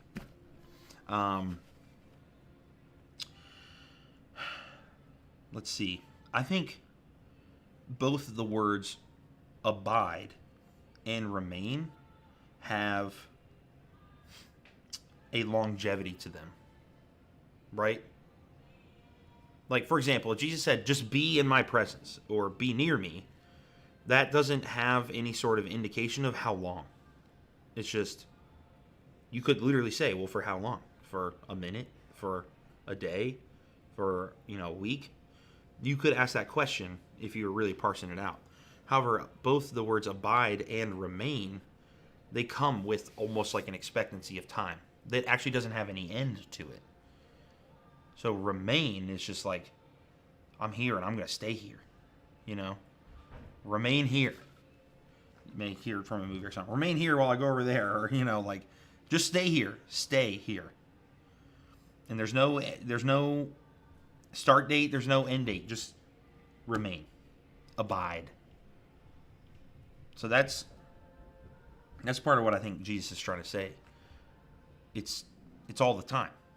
Remain in me. I'm going to use the word from the one I actually read in the NIV. Remain in me. Stay here. Be here. Totally, completely, at all times. Remain in me. So I think that's particularly what he's trying to get at there. 2, what does abiding in Jesus look like in your life? What might it look like? Well, doing something like this. Not to give the easy answer, but doing something like this is abiding in Jesus.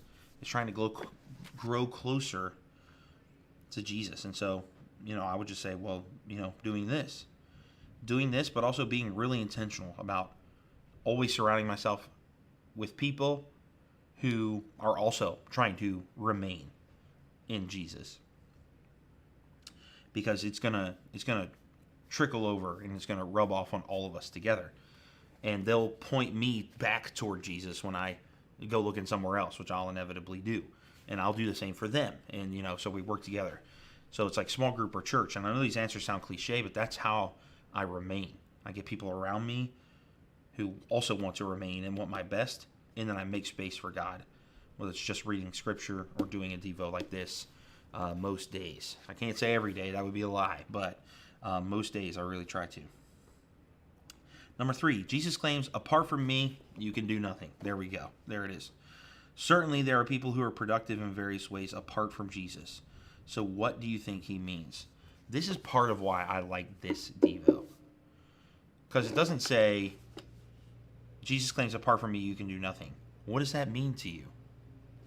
Like, okay, I guess that could be minorly helpful to make me think, but this adds like a thought that you might have yourself anyway, or like a critic might actually have.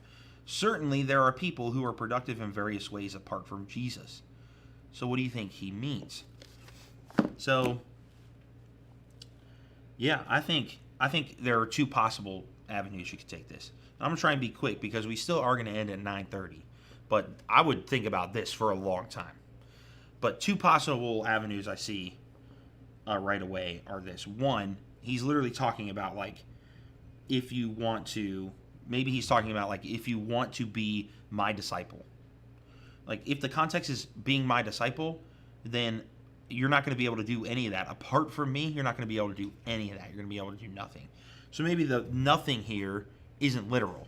It's like, in this context, you won't be able to do anything. However, I personally believe that we are all in some way being sustained by God, whether or not we believe in him. Every breath is a gift from God. Some of us acknowledge it, some of us don't. Revelation 4:11, which is another scripture I've memorized, which I talked about in the last one, is, "You are worthy, our Lord and God, to receive glory and honor and power." This is the pivotal part that I think is relevant here. For by you all things were created. Or, for you created all things, that's how it is. For you created all things, and by your will they were created and have their being. Meaning, because God wills it so, we have our being. So I believe God at any moment, he gives and takes away. At any moment, he could say, I don't want to give you the gift of life anymore. I'm not going to give you the gift of the air you breathe anymore. And that would just be it. And I really do think that he's giving us all this gift, whether we worship him or not. Just how gracious he is. So I think it could go either way. I would really stick and think about that for a while. Number 4, the last question. Is the thought of becoming more like Jesus appealing to you? Why? Do you find yourself resisting the idea at any point? Why? So the first one is really easy for me. Is it appealing to you? Absolutely. Why? Because Jesus, he had such a compassion and a grace and a care for other people about him that no one else has had other than him. There are certainly people like a Mother Teresa as an example. I don't know if all of her, I'm not trying to get into the actual things she believed in or anything like that, but she was just a very compassionate person for everyone around her. Jesus was that. And he also, though, was so wise. So wise. I mean, imagine he's God, so I guess it makes sense. But so wise. He always knew how to handle a situation with somebody and do it in a way that taught them, but also loved them. He was like the master of candor. He was the master of empathy and candor, and I really want to be that. But of course, he's also my savior, and so I want to worship him for that too. Do you find yourself resisting the idea at any point? I'm sure that I have, and sometimes I might, depending on, because here's the thing, when you follow Jesus, he says, take up your cross.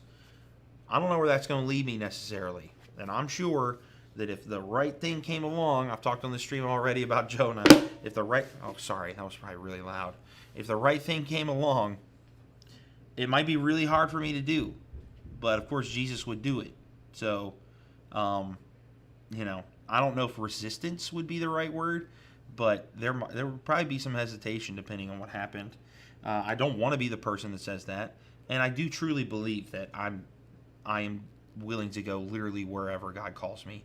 However, God might call me somewhere that I totally don't expect that would be incredibly difficult, and am I going to be the person who goes? Like, if I'm just being honest with myself, I want to say yes, and I think I can confidently say yes, but there are about 100 million scenarios that could come up, and some of those would probably be really, really, really difficult.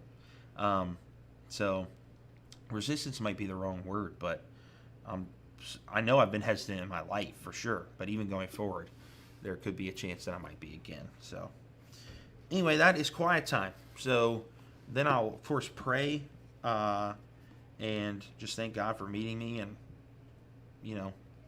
ask him if he'll continue to speak to me as I go. So that's what I'm going to do now. God, thank you for this opportunity to be in communion with you, to be with you, God. Would you be glorified by the effort to come meet you? But ultimately, Lord, would you meet me here and speak to me through your word, through the words of other people who wrote this book, God, through whatever it is you want to, God. And when you do, would I have the eyes to see it, the ears to hear it, and the courage to go wherever it is you call me and do whatever it is you want me to do, God. I want to be more like you, and I know that apart from you, I can do nothing. So thank you that you allow me to do something. Lord, I want to do something for you with my life. I thank you and love you. Amen. So that's it. We'll see you in the next segment. Ellis and I are going to play a fun game, Would You Rather? So that should be a fun discussion. We'll see you then.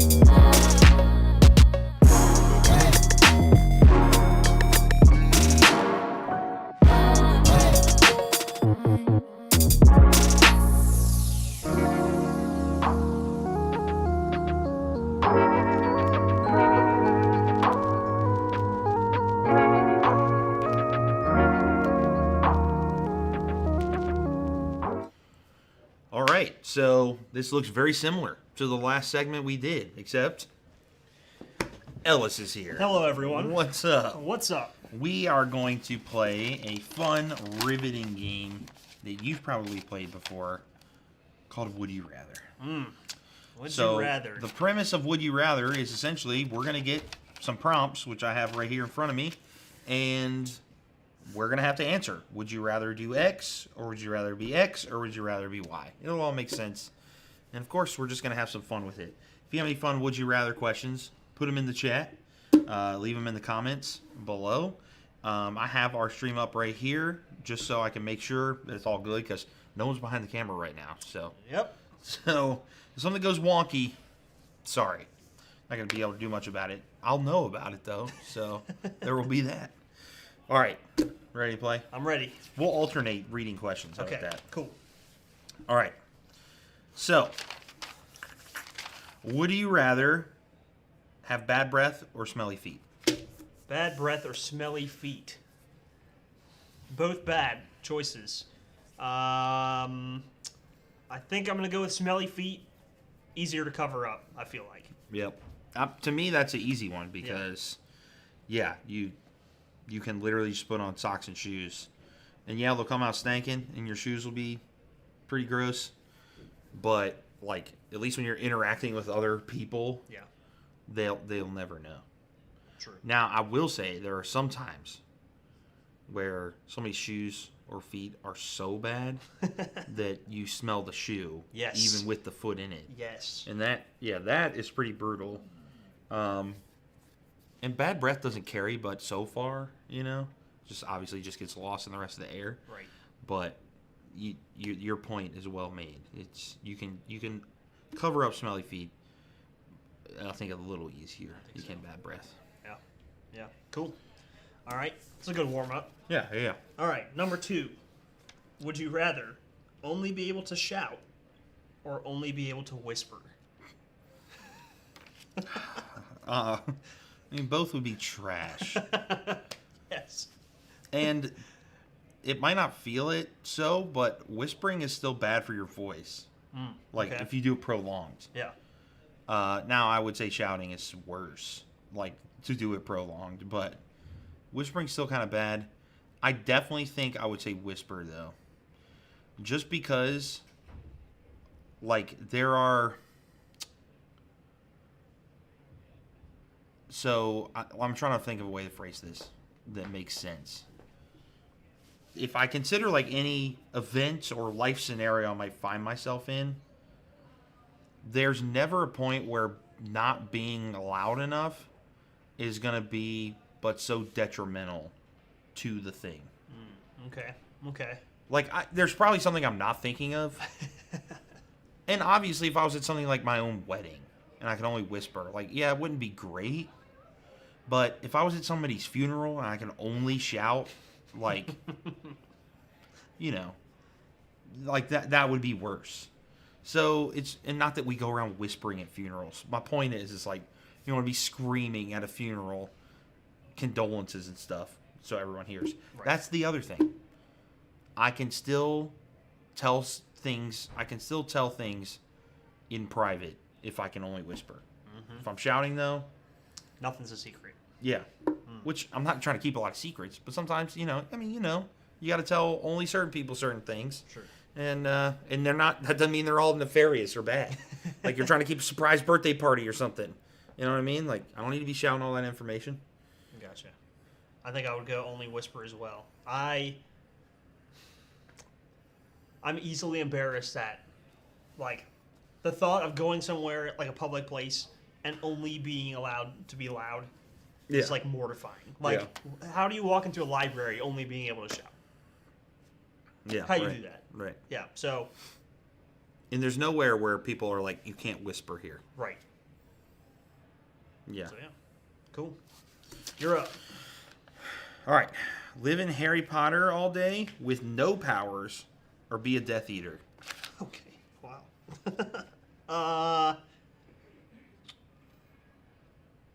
I would love to live in Harry Potter all day, even with no powers. That'd still be dope. Or does that mean I'm a Muggle?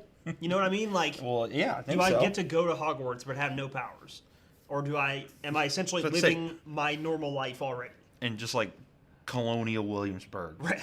Kind Right, of like 'cause right. it's the technology in Harry Potter because they have trains, so it's more like the early industrial era. Okay. You know, Okay. I think you're no just matter, a normal dude living a single day in just a town in the 1790s. right. You know, Or I go murk people. I have powers, but I go murk people in the name of Voldemort with them. yeah. Murk people in the name of Voldemort. Dude. What a sentence. When you put it that way, I mean, Murk people I'm gonna go in with the name of Voldemort. no powers, but let's just say it's a lot closer than it should be. Okay, let's. Being a Death Eater, some things about it would be pretty dope. Okay, that's as far as I'm going on the limb. Yeah. So here's my question about this though.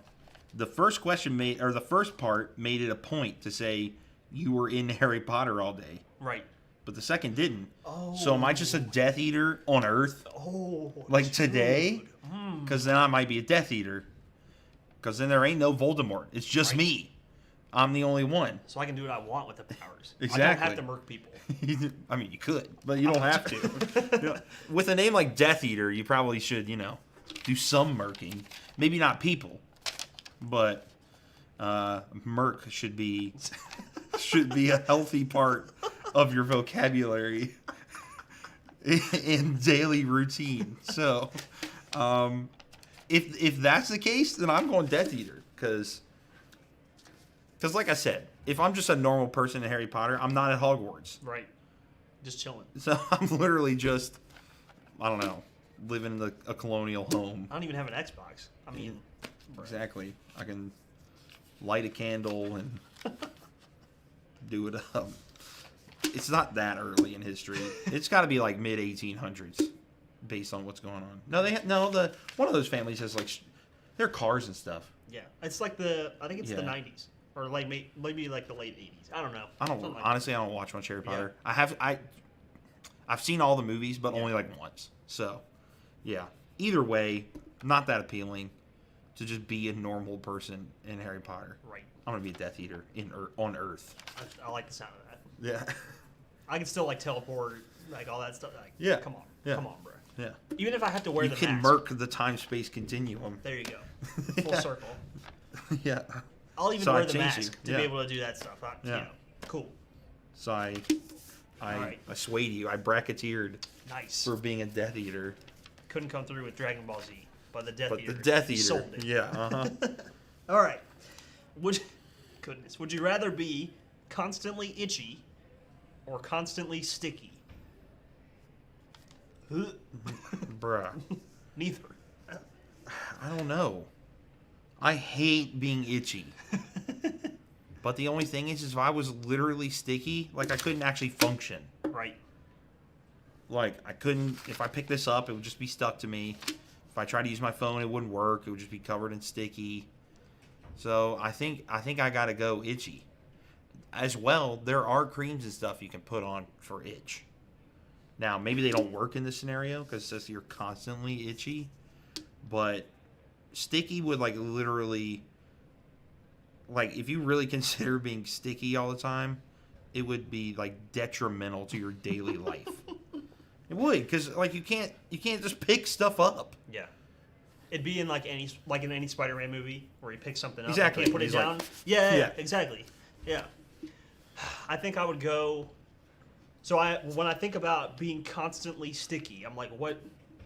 So you know when you put on bug spray or something like that, Yep. and you just walk around like, or when Yeah. you get sweat right here, Yeah. and like I'm picturing that feeling just all the time, and that sounds straight brutal. Also, I mean they would both suck, like we've established that, but Yeah. sometimes there's something satisfying about scratching that itch if you have one. You know what I mean? Like if you have a bug bite or something. So maybe there's like a silver lining there. I don't know. I don't know, like, is my whole body itchy? Like, you know, I could ask follow-up questions, but I think overall, I'm going to go with constantly itchy. They both sound bad. I think so, because to your point, even if I'm itchy like all over, if I scratch it, I do get some form of relief in that moment Right. for the itch, and you can't like undo the sticky. I can't even do this because Right. you would just be stuck. All right, All right. let's keep it moving. Superhero or wizard? This doesn't even say like, would you rather be one? Like, it's just like, Would you prefer? would you rather superhero or wizard? Don't know what that means, but let's assume it means be. And also let's assume that you're not some level 1 wizard. Right. Or you're a superhero who can shoot tape out of their elbows. You know what I mean? Shout out my hero. There you go. But yeah, like you have like what you would consider the best version of either of them. I think I'm going to go superhero. The, like, wizard powers seem a little more, like, niche. Like, maybe not as broad a use of whatever abilities you have. But if you're a superhero, you probably only have, like, one certain set of powers. So it kind of narrows it down. I think I'm going to go wizard. I think I just changed my own mind. I think well, are you done? Yeah. I think I'm gonna go wizard too because yeah, I might not be able to fly or run super fast, but I probably have a spell for everything. Exactly.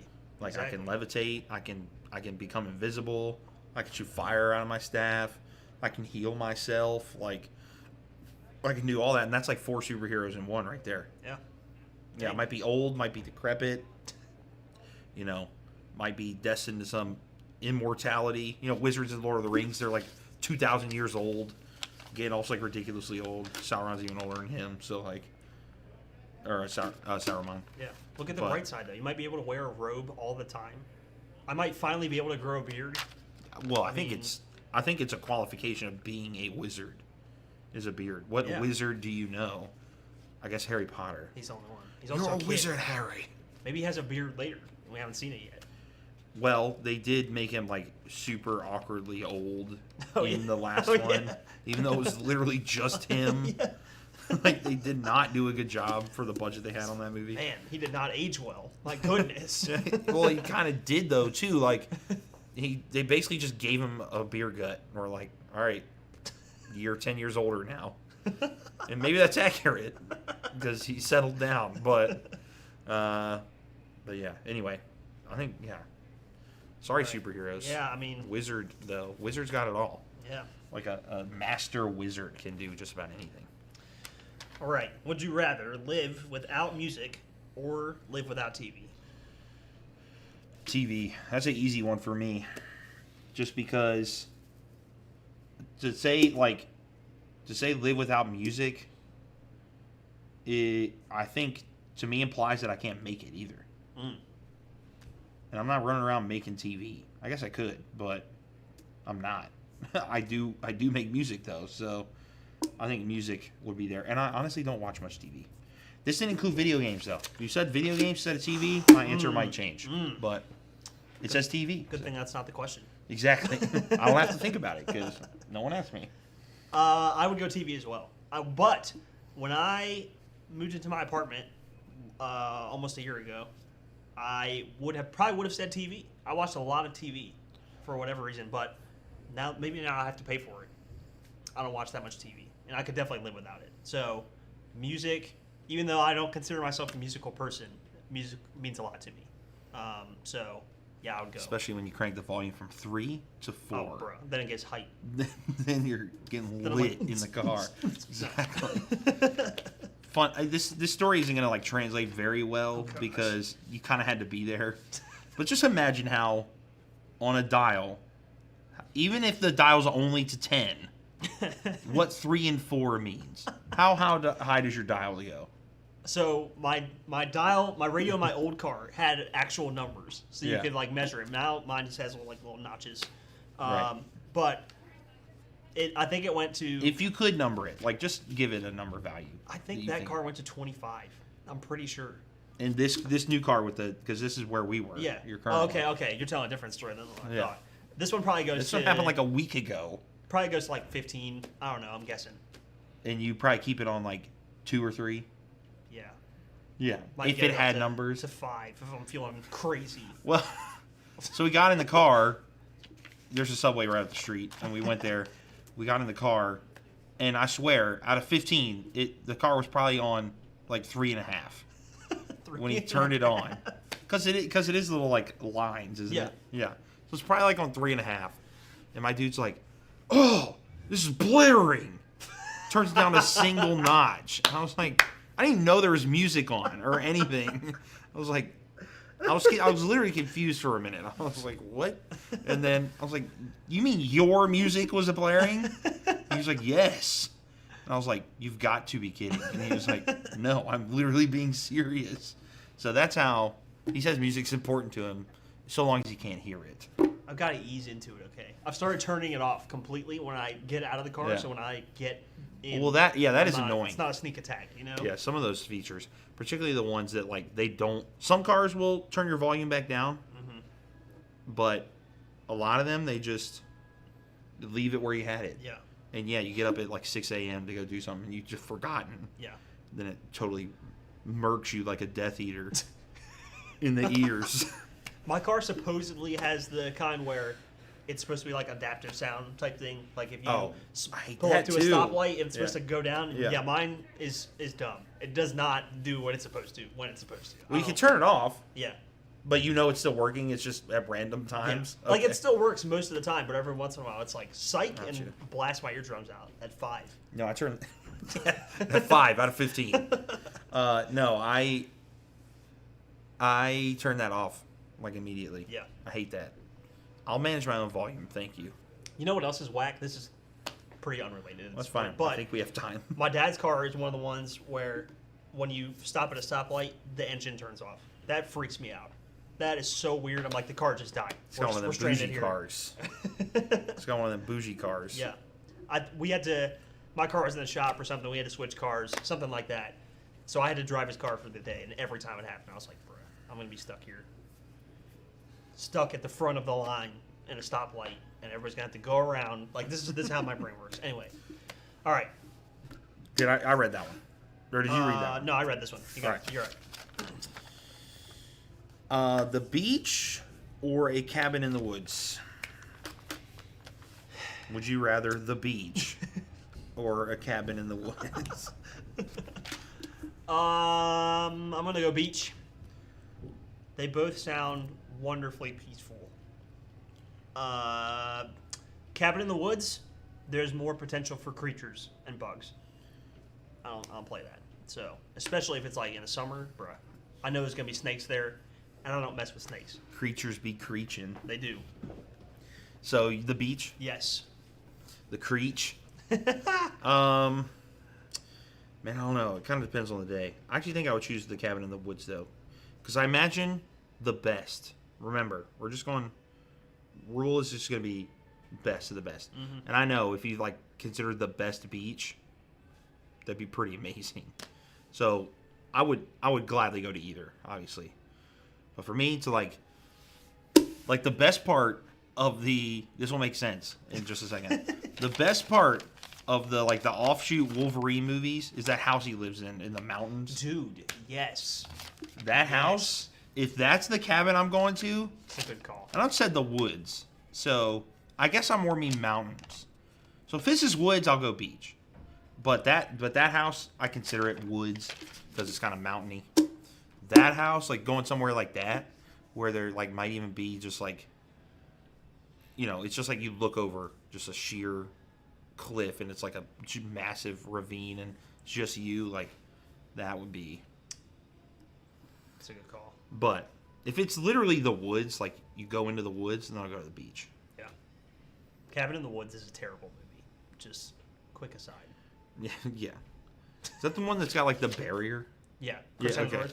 Bro. Yeah. Oh, yeah. I don't know what he was doing. I in had a that. buddy who really liked that movie. Thought it was like a unique take on a horror movie, but My brother and some of his friends were watching it the other night. That's why I thought of it. And I Oh. walked out. into the living room, and I was like, "Yo, this movie's garbage." And one of his friends was like, "I love this movie," and I was like, "Oh, sorry." You're like, you get out of my house. Yeah, right. Yeah. All right, I'm up. Yep. Oh. Okay. Would you rather betray Jesus or deny Jesus? Wow. Good luck with that one, buddy. You go first. Well, we're both answering it. Oh, but so... I don't have to go first. Bruh. Well, both seem to have pretty bad consequences. Yes. Jesus literally says, if you deny me, I'll deny you in front of my Father in heaven, which is not a fate that I want. At the same time, when Jesus is like, hey, the person who betrays me would rather have not been born. Like, that doesn't sound good either. So, the good news about our God is there's grace. Grace on grace on grace. And I do think that grace, just as a quick spiritual aside, was probably available to the one person who we attribute to betraying Jesus, Judas Iscariot. He just didn't go see it through. Peter, however, who we associate with denying Jesus, did. And even though we don't read about it, he was very much there when Jesus rose, and obviously was very instrumental in the starting of the church. So, the question, would you rather, is not really fair here, because I'm not be like, oh, I would prefer this. I don't want to do either. But I don't know, man. The one person who betrayed Jesus, like literally betrayed Jesus, he ended up dead because of it. So Yeah. I think I'll go deny, even though I don't want to do that either. So, the only case I can make for betray is that I wouldn't have to then stand in front of Jesus and answer for it after, which Peter did after he denied him. Correct? Now Peter denies him, Yeah. and then dips, Yeah.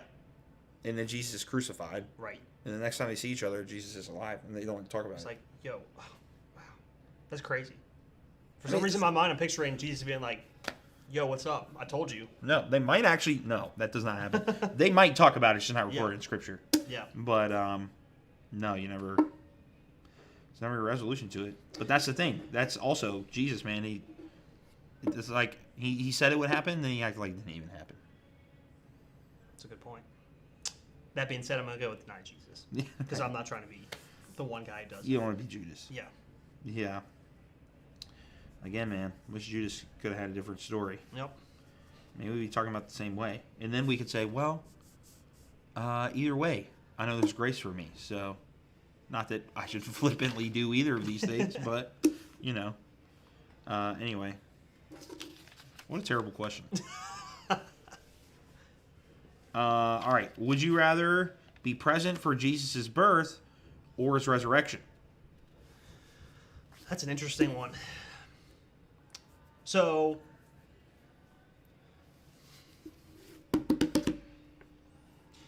this assumes that you have the knowledge of, basically you have knowledge that exists outside of time, right? If you were at Jesus' birth, Yeah. but had no knowledge of what was happening or It what would would just happen, be another kid being born. you'd be like, "Why am I in this barn? What is Yeah. what is happening right now? Yeah. It smells bad." No. Yeah. Probably does, though. I mean, yeah. Yeah. I think I'm gonna go with his resurrection because is there a moment in history you'd rather be present for than that? I mean, come on. Yeah. Is that it? Yeah, basically. Yeah. I got nothing else. No. Yeah, I think it would have to be resurrection. The birth was special, but it was there were only a handful of people who, a very small handful of people who maybe even knew what was happening. Maybe none of them did completely, even Mary, even though she'd been told. But if you have other than the virgin part, which I know is a big part, but if still painful, she still gives birth. It might feel like Heck, you might even convince yourself, did something happen where I could have gotten pregnant somehow? You know what I mean?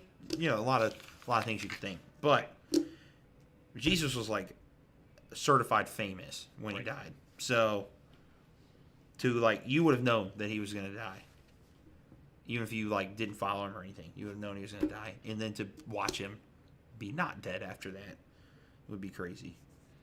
But of course, knowing who Jesus is and having the knowledge we have now, it would be absolutely insane. Yeah. Either of them would be great having this knowledge. But the resurrection, that would be pretty sick. Yep. All right. Would you rather have the strength of Samson or the wisdom of Solomon? Wisdom of Solomon. Yeah, definitely. Samson has some epic stuff that he does, where he fights a bunch of people, which would be a hype as a mess.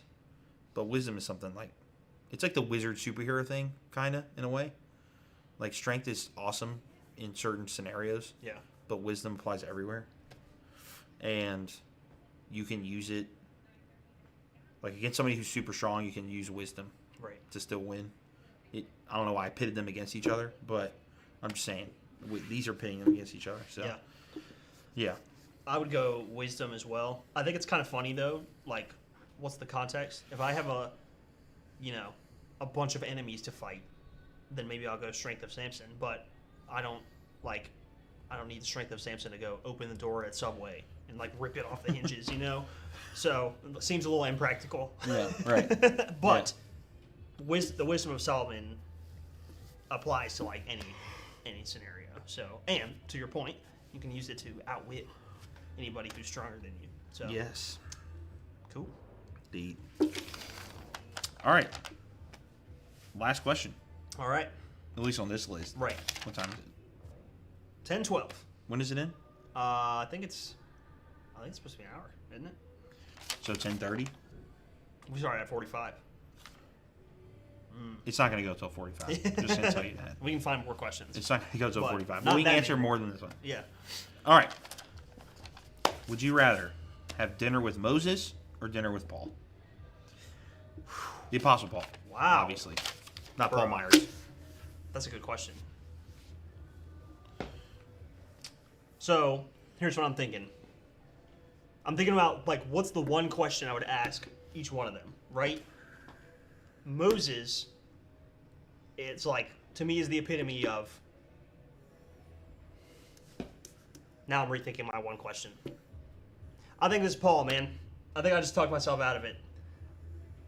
Paul's story is the ultimate God can use you no matter what you've done story. And we all have, I feel like all of us who follow Jesus have some version of that story. But I would challenge you to find one that compares to Paul. Mm-hmm. And so I think I would love to just sit across from him and ask what that was like. Yeah. So I would, of course, love it with either. Yeah, oh yeah. But I think I would go Moses. Ooh. Only because, if I'm joking about it, if it was still Moses before everything went down, then it would be super fancy and would be in Pharaoh's court. True. And, it'd be really amazing food. So that would be awesome. But no, just the old person Moses who's wandered the desert and stuff. Moses had what could be considered unparalleled or unequal access to God's presence. Almost more than anyone else in Scripture. Right. Maybe Abraham. And then, of course, obviously, if you count Jesus, the disciples, which Jesus is God, but literally God the Father is what I'm talking about.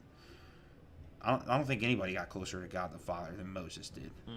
Time after time, he meets him on the mountain, meets him in the tent. They just talk like they're boys, So to be able to pick his brain about something that's that crazy would be. Paul, of course, had his encounter with Jesus on the road to Damascus, but it's all we read about. Yeah. True. Moses spent ample time in the literal presence of God. So that's going to tip the scale for me. But Paul Paul loves almost all the same stuff that I love in terms of like missions and doing all that, and he did so much of that. So of course I would love to talk to him about that and how he approached it and everything. But Moses, I feel like, has a unique window. And sometimes, like occasionally in Scripture, when they're like, I looked into heaven, or like at the transfiguration of Jesus or whatever, like Moses is there. Yeah. You know what I mean? Like the dude, the bromance never ended. God and Moses' bromance continues today. There you go. And so I want a bromance with God. That's a really good question. I'm going to pull out some more questions. All right. Yeet. Let's make sure we're still alive. Yeah, that's a good idea. Like I said, we don't actually know. Scooby-doo-boo-boo. All right, we're good. All right. 15 more minutes. Sure, yep. I have a list of 250 questions right here. So I'm just going to pick and choose. All We'll right. just take turns. Okay. All right. Would you rather have the ability to see 10 minutes into the future or 150 years into the future? I'm going to go ahead and assume, based on the question, that if I choose 150, it can literally only be 150. Like, because if I could just choose any range of that, then that would be a stupid question. Right. So it's got to be 150. 10 minutes, because 150 years in my future doesn't affect me at all. And I don't want to be selfish about it, but it doesn't even affect my kids. There you go. Like, Big facts. it barely affects my children. So, like, but 10 minutes? Yeah. Right before I get on a roller coaster, I'd be like, all right, we're good. I make it off of this. The practical application is tough to beat the 10 minutes. Yeah. You're sitting in the waiting room at the dentist. Am I going to have a cavity today? Oh, nope. It's going to be a short appointment. I'm out. Yeah. I'm not even going in. I'm not paying that copay. Let me make lunch plans. Hold on. Yeah, exactly. Yeah. Exactly. So, yeah, 10 minutes for sure. Yeah, 10 minutes. I think it's got to be 10 minutes. It'd be cool to, like, just kind of see the future. But you could, with the way, I don't condone this behavior. Uh-oh. But I also can't see 10 minutes into the future, so it doesn't matter. But the way sports betting is right now, Bro. Ooh. you can literally bet on anything, like, right before it happens. Yes. So Smart. you could absolutely leverage that ability to make that happen. Like the McGregor fight last night. Upset. You know what I mean? Was it though? Because hasn't he beaten him once already? I honestly Twice have- already? I honestly have no idea. I'm pretty sure. Anyway, the point is right before that happened, the match was only 5 minutes. So 5 minutes before it started, I could have known the result and been like, I think so and so is gonna win I got a Facebook friend. in the first round. I got a Facebook friend who goes to our church, actually. He said before the fight last night that he would shave his beard if McGregor lost. I'm waiting for the picture. You know who you are. I'm waiting for the picture. He said he would post it. You're definitely watching. All right. Would you rather have telekinesis or telepathy? Telepathy. Pretty substantial margin, honestly. To be able to know what people are thinking and feeling and be able to connect with them on that level, particularly in ministry, would be dope. Dude. The only problem would be you would really have to, like, the skill curve, learning curve on that, I think would be really high, because you would have to know when to use it and then not say something. They'd be like, how can you know that? Yeah. You know what I mean? And then it's like really freaky. Right. I don't know. Is there a limit to what I can move? Right. Is there a limit to what I can move with my mind? Because in telekinesis is pretty legit. That's true. Like, if there's no, like, weight limit on it or anything, I would go telekinesis. Just because, in theory, I could just lift myself, Yeah. right? And then I could fly. That's a good point. I didn't think could of it lift that my way. car off the ground to work on it, which is a more practical use of the skill. I could just literally levitate there while I worked on it. Again, we said the ideal scenario. So I'm imagining that this isn't mentally taxing to me at all to do it. Like, I can just be like, oh, I want to do that. We need to reset the student lounge for our next segment. Yeah. Oh, done. I'll do it from here. Bro. Yeah. You make a compelling case. Great And argument. sometimes I don't even want to know what people are thinking. That's a good point. You know what I mean? Like, Now, obviously, the idea would be you could switch it on and off. No problem. You wouldn't just always hear it. But sometimes I don't want to know. I feel like just me personally, and I feel like this is true for a lot of people. But me personally, be really tempted for me. I would be really tempting for me to get caught up in the what do people think about me. True. I would like preach a message and start reading everybody's mind. You know. Yeah. And that would be really hard. That'd be really hard. Right. I'd rather just, you know what, that's your mind. You get to keep that. I'm gonna yeet this McDonald's over to my house.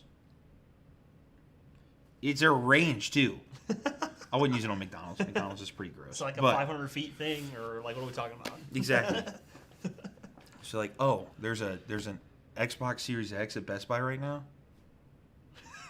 They would never know. Just fly right out the front door. We love. Where's it going? We love telekinetic shoplifting. Hey man.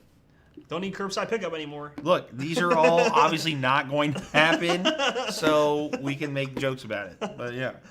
All right, let's see what we got here. Telekinetic shoplifting. That's right up there with murking people. Murking people. Yep. All right.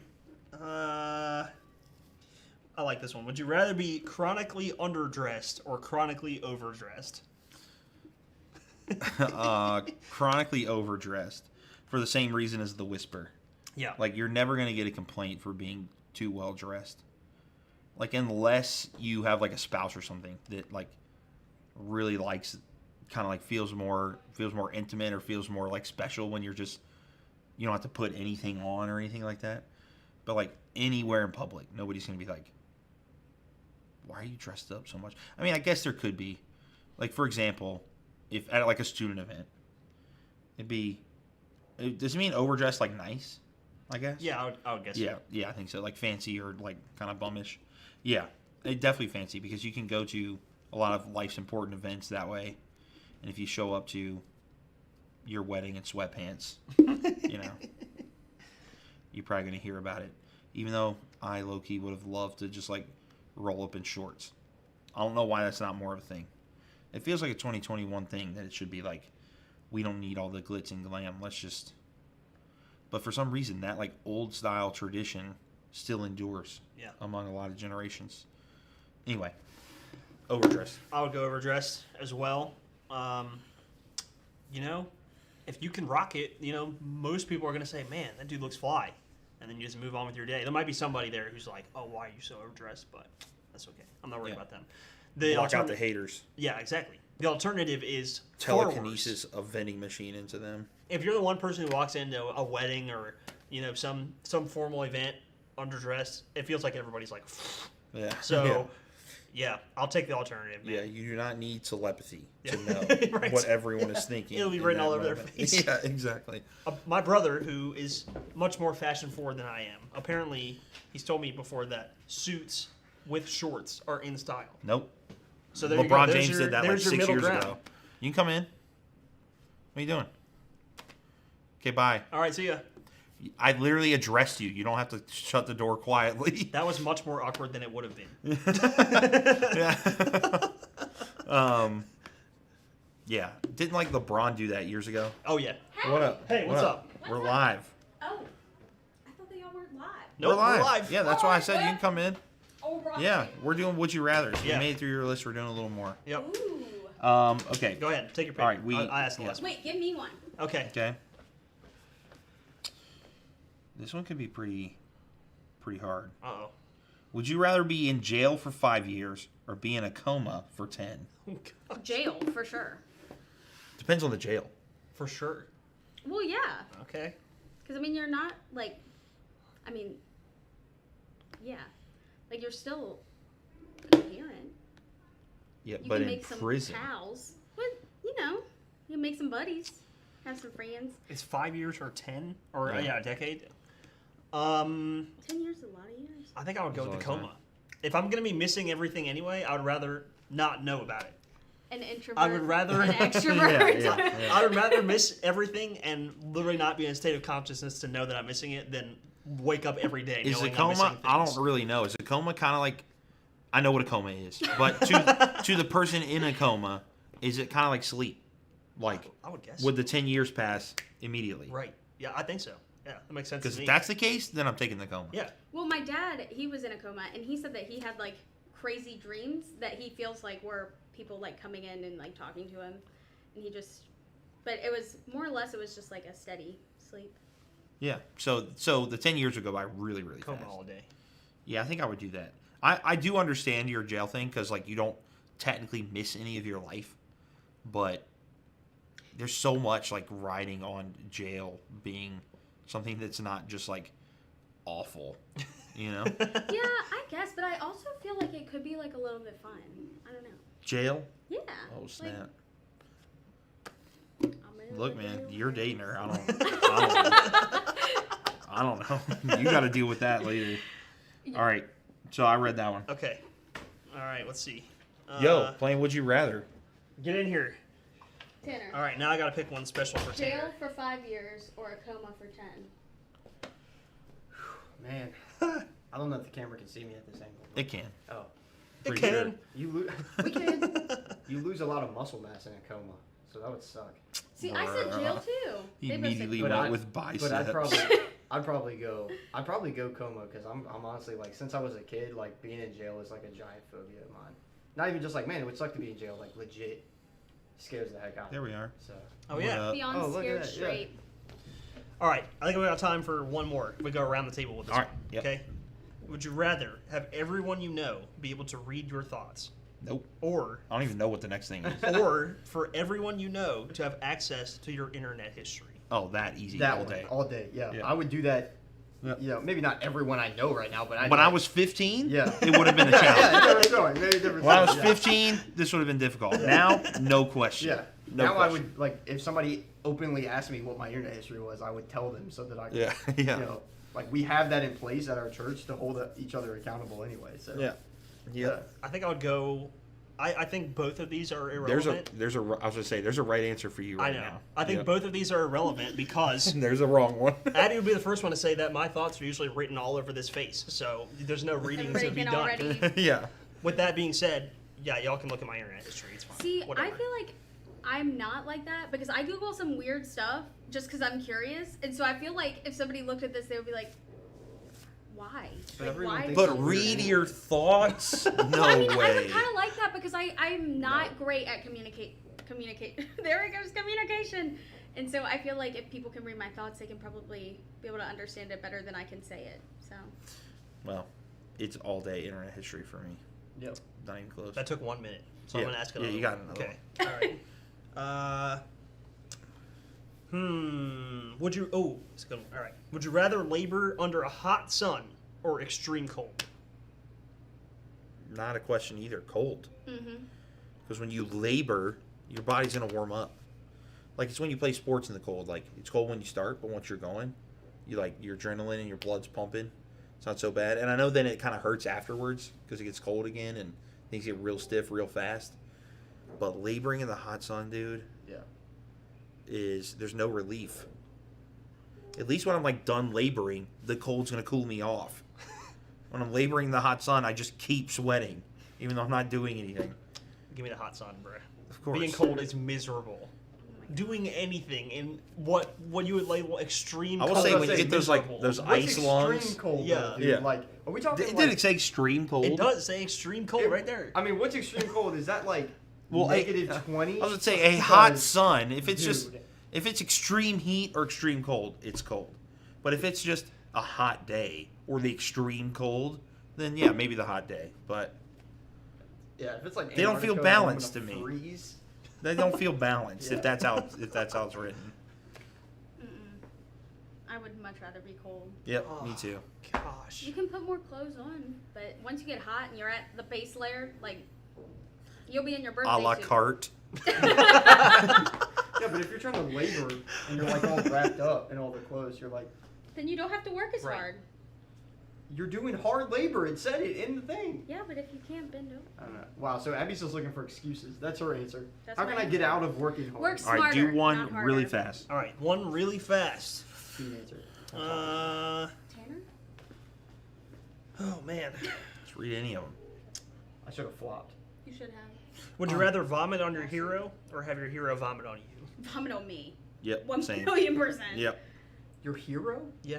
Just like somebody you admire. I'm not getting vomited on. Brad I'll do the Pitt. vomiting. I'm serious. You answer. Oh my god. I do think it would be a funnier story if you were like, yeah, I vomited on my her or whoever it was. Yeah. But some people are like, who's your hero? Your mom. It's like, then I don't want to vomit on my mom. I've vomited on my mom before. You know, not as like an adult, but as a baby. There you go. Yeah. Yeah. You're welcome for that. Yeah. So it would be a better story to be the one vomiting, but I would also not like it to be something that's held over my head. Right. I So wonder. I'll take it. It was supposed to be quick. I know. I'm done. I was just thinking about like what they ate before, like if they didn't. too like, in the that would- weeds. Don't have to think about Vomit it. is If you're doing vomit, the vomiting. yo. Yep. Nah. There's different levels. One of us is gonna feel better when it's over, and the other one's gonna feel a lot worse. That's all I'm saying. That's all I'm saying. Pretty sure I mean, they're if you probably vomit on just someone, I'm sick. pretty sure everyone would just feel the worst. Yeah. You're not going to be like, ah, There's no like. I'm good way. relieved. Sucks for you, but Thank I you. feel great. Thank you. Hope you get that worked out, buddy. Should have brought an umbrella. Yeah. Hope you have another shirt. All right. Yeah. Well, that's it for Would You Rather. So Show is. somebody's got to hit the button. Oh, it's me. I got you. I got you. Pretty Let's sorry. like, Wait, one more segment. Wait. One more segment in the One 45 hour. It's going to be one. me. We're going to be talking Jonah chapter 4. And then we're going to talk a little bit about how the stream went and maybe the future. So, see you there.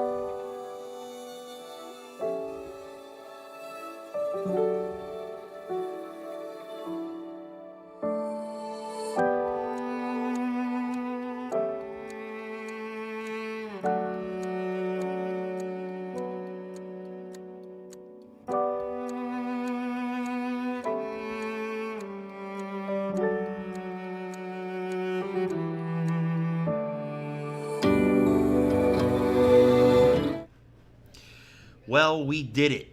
We are here at the final segment of the 45-hour live stream. Now we're going to talk a little Jonah, and we're going to talk a little bit about the live stream in general. This is scheduled to go until noon. It probably won't go that long, but it has been a crazy 44 hours right before this last one. And I really hope you've enjoyed it, whether you watched it live or you're watching it in retrospect. It's been really, really cool. And I'm going to get to more of that in just a minute, but I want to wrap up this story about Jonah that we've been talking about throughout the whole thing. So Ellis spoke on Friday night, and then Tanner spoke on Saturday morning. I spoke last night, Saturday night. And then I want to finish with chapter 4 of the Jonah story, because as I mentioned last night, this book, Jonah's story, does not end in a cute, cuddly, sort of heartwarming way. At the end of chapter 3, if it ended there, it would be great. The Ninevites would be saved, God would have spared them, and Jonah, who knows, maybe would have been changed by the whole experience. And 2 of those things happened. The Ninevites were saved, and God did spare them. He had compassion on them. But very clearly, a theme has been running for Jonah throughout this whole book. And he doubles down on it at the beginning of chapter 4, which says this: "But to Jonah, this seemed very wrong, and he became angry." What it's referring to is that God forgave the Ninevites. He said, this seemed wrong. He prayed to the Lord, "Isn't this what I said, Lord, when I was still at home? That is, what I tried to forestall by fleeing to Tarshish. I knew that you are a gracious and compassionate God, slow to anger and abounding in love, a God who relents from sending calamity. Now, Lord, take away my life, for it is better for me to die than to live." See, we don't know the exact context of why Jonah didn't like or get along with the Ninevites, but it's very clear that he does not. The assumption is that he felt like they were just evil people, not worthy of God's compassion, not worthy of God's grace. Yet he was smart enough to know that God was going to give it to them if he would just go.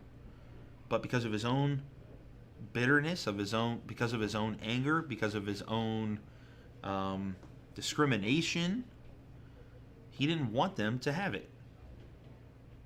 He didn't want the Ninevites to get the compassion and saving grace that God can give. As I said last night, God is the God of more chances. He didn't want to give Nineveh more chances. And again, we don't know the exact reason, but it's very clear, as he just said. And God asked Jonah a follow-up question to that response. In his verse 4, he says, "But the Lord replied, 'Is it right for you to be angry?'" That's all he says. Is it right for you to be angry? And then Jonah, in this chapter is very short. It's only 11 verses. So we're going to keep reading here. In verse 5, it says, "Jonah had gone out and sat down in a place east of the city. There he made himself a shelter, sat in its shade, and waited to see what would happen to the city." This, to me, he's like tripling down on, I hope this doesn't work out. Because he literally said, I knew you were going to save them, but then camps outside of the city waiting to see if that's actually going to happen. Which, I don't know what he expected to see. I think he expected, it to just go up in flames. The only problem is his message was in 40 days it was going to happen. So what? Was he just going to sit out there for over a month waiting to see if it would still happen? Did he want to make sure that they were changed? Probably not, because he's still bitter and angry. We don't know why he's just sitting there. But it says, "Then the Lord God provided a leafy plant and made it grow up over Jonah to give shade for his head to ease his discomfort. And Jonah was very happy about the plant." Ooh, Jonah's happy. Nice.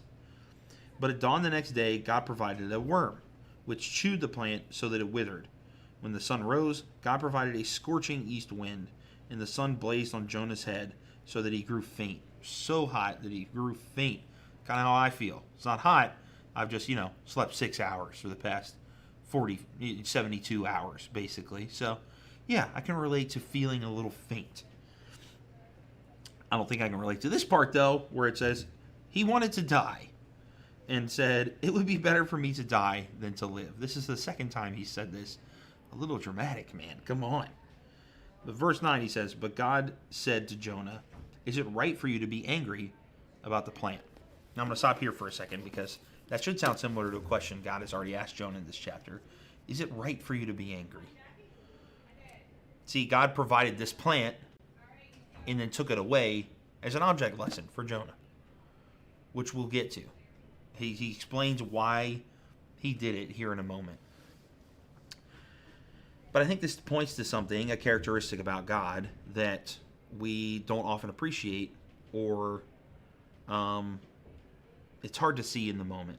If we could have what feels like a really direct conversation with God, like Jonah does here, it might be a little easier. And we don't know, like, it's written in Scripture this way, so I believe it happened this way, period. However, also know a lot of these stories were part of an oral tradition before they were written down. And so, this conversation could have taken place over many days or, many months, and not just been like, I would talk to you. So I do believe that Jonah spoke to God and God spoke back to Jonah, and everything that was said here was said. But exactly how it went down, I don't know. And I'm not also here to answer that. What I do think, and what I'm trying to point out about God, is that he's always trying to teach us. He's always trying to teach us, which is one of the great ironies about this Jonah story anyway, is that it's this book, when we read it, is almost kind of disguised as a story about God is compassionate and wants to save Nineveh and their people. But really, I feel like God wants to save Jonah from his bitterness, from his anger. And maybe he had hoped that by being a part of some awesome redemption story for these people who are so far from God would help.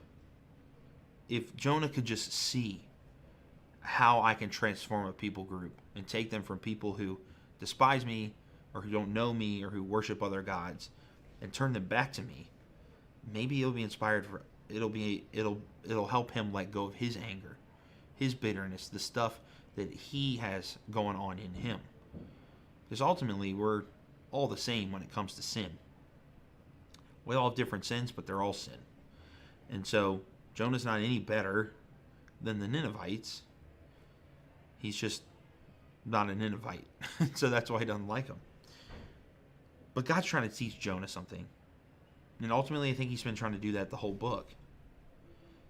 He's been trying to, and he'll describe it in just a second, but he's been trying to help him grow, to go from where he was before God called him to somebody new, somebody who has less anger and less bitterness toward people that he doesn't like or doesn't understand. So that's what he's doing with this tree. He's providing as an object lesson. So again, he says, is it right for you to be angry about the plant? God says that. And Jonah says, it is. And I'm so angry, I wish I were dead. There it is, 3-peat, right there. He's now wished he was dead 3 times for 3 completely different reasons. So, cool. Ninevites were saved, he felt faint, and then he's angry about the plant. So, he wants to die. Okay, he's really, really bitter about this. But the Lord said, you have been concerned about this plant, though you did not tend to it, though you did not tend it or make it grow. It sprang up overnight, and it died overnight. And should I not have concern for the great city of Nineveh, in which there are more than 120,000 people who cannot tell their right hand from their left, and also many animals? He says, and should I not have concern for the great city of Nineveh, in which there are more than 120,000 people who could not tell their right hand from their left, and also so many animals? He's saying, look, this plant that you're so worked up about, what do you even have to do with it? Like, what did you even do to make it happen? Did you tend it? Did you create it? Did you make it grow? No. Well, then why are you so worked up about it? It's the same with the Ninevites. These are all people, humans, who when I created them said they were very good. God's treasured possession. People. There are 120,000 of them in the city. Why are you so mad that I'm concerned about them? Because I tended to them. I can make them grow. He's trying to use this tree as an object lesson. And he also includes the animals because, of course, we did in chapter 3 as well. But if we try and read on, we can't. That's the end of the book. That's literally the last sentence in the book of Jonah. And should I not have concern for the great city of Nineveh, in which there are more than 120,000 people who cannot tell their right from their left, and also many animals? This book, out of every book in the Bible, is only one of two that ends with a question. And the other one that ends with a question, Nahum, if you read it, it's not a question like this. It's not a question from God. It's not directed at another person from God. It's kind of a totally different context. So in my mind, this is the only book in all of Scripture that ends with a proper question. And you might think God was asking Jonah this question, and of course he was. But he's also asking us the same question. And that's the ultimate power of the book of Jonah. See, because we don't get a resolution to Jonah's story. We don't get his answer to this. The last thing we hear Jonah say is, I wish I were dead. And that's it. That's all he says. But then God says, he confronts his bitterness. He confronts the turmoil and everything inside of him and says, think about it. Think about it. And I think we might have some students about to bust in here, kind of in the middle of this thing. But he said, think about it. And that is what this story does for us. Tanner mentioned in his message on Saturday morning. This book is kind of like a mirror. It lets us look at it and maybe see ourselves in it. And a lot of Scripture does that, by the way. See, one of the things about the Bible, and I'll probably end up wrapping up with this. One of the things about the Bible is that whether you know it or not, whether you would say it consciously or not, we often go to the Bible to look for answers to our questions. So we'll say, God, why do bad things happen to good people? Pretty common question of faith. So you open the Bible and you'll start reading. If you really do want to know the answer, you'll start reading and you'll look around, and you'll find, you'll hope to look, oh, here we go, verse 24. Why do bad things happen to good people? Well, let me tell you. And then there it is. That's what we hope to find. Of course, we never find it clearly like that because that's not what the Bible was meant to do and needs to do for us.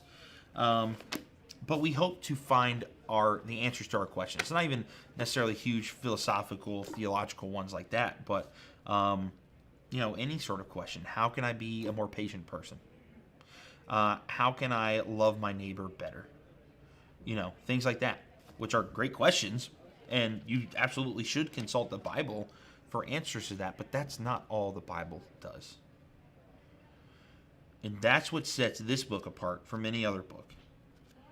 See, not only does it contain God's truth and God's word and stories to help us be just better people, like I was saying, but it doesn't always help us be better people by giving us the answers.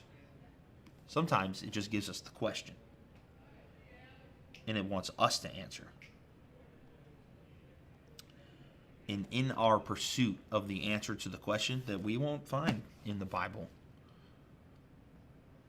we can grow because of it. It's what God did to Jonah. He said, here's this plant. You didn't tend it. You didn't make it grow. Why are you so upset about it? In the same way, these Ninevites. You didn't tend to them. You didn't make them grow. You didn't create them. I did that. Why are you so upset about them? Why are you so bitter that somebody who's far from me I might be interested in them. I might be interested in them bringing them back to me. And he just leaves Jonah with that question, and that's it. And we don't know what Jonah says. But Scripture reaches out and asks us the same question. Not about the Ninevites, but in this case about people around you. Do you know somebody who you feel like is... I asked you last night, do you feel like you're too far from God? You know the person you really do not like, that's hurt you, that's done horrible things, not even just to you, but to people around you, who's just a generally bad person, who has no interest, seemingly no interest, in being a good person, doesn't care about anybody but themselves, and just does whatever they want flippantly, and it just, it irks you. Do you know this person? Do you know these people?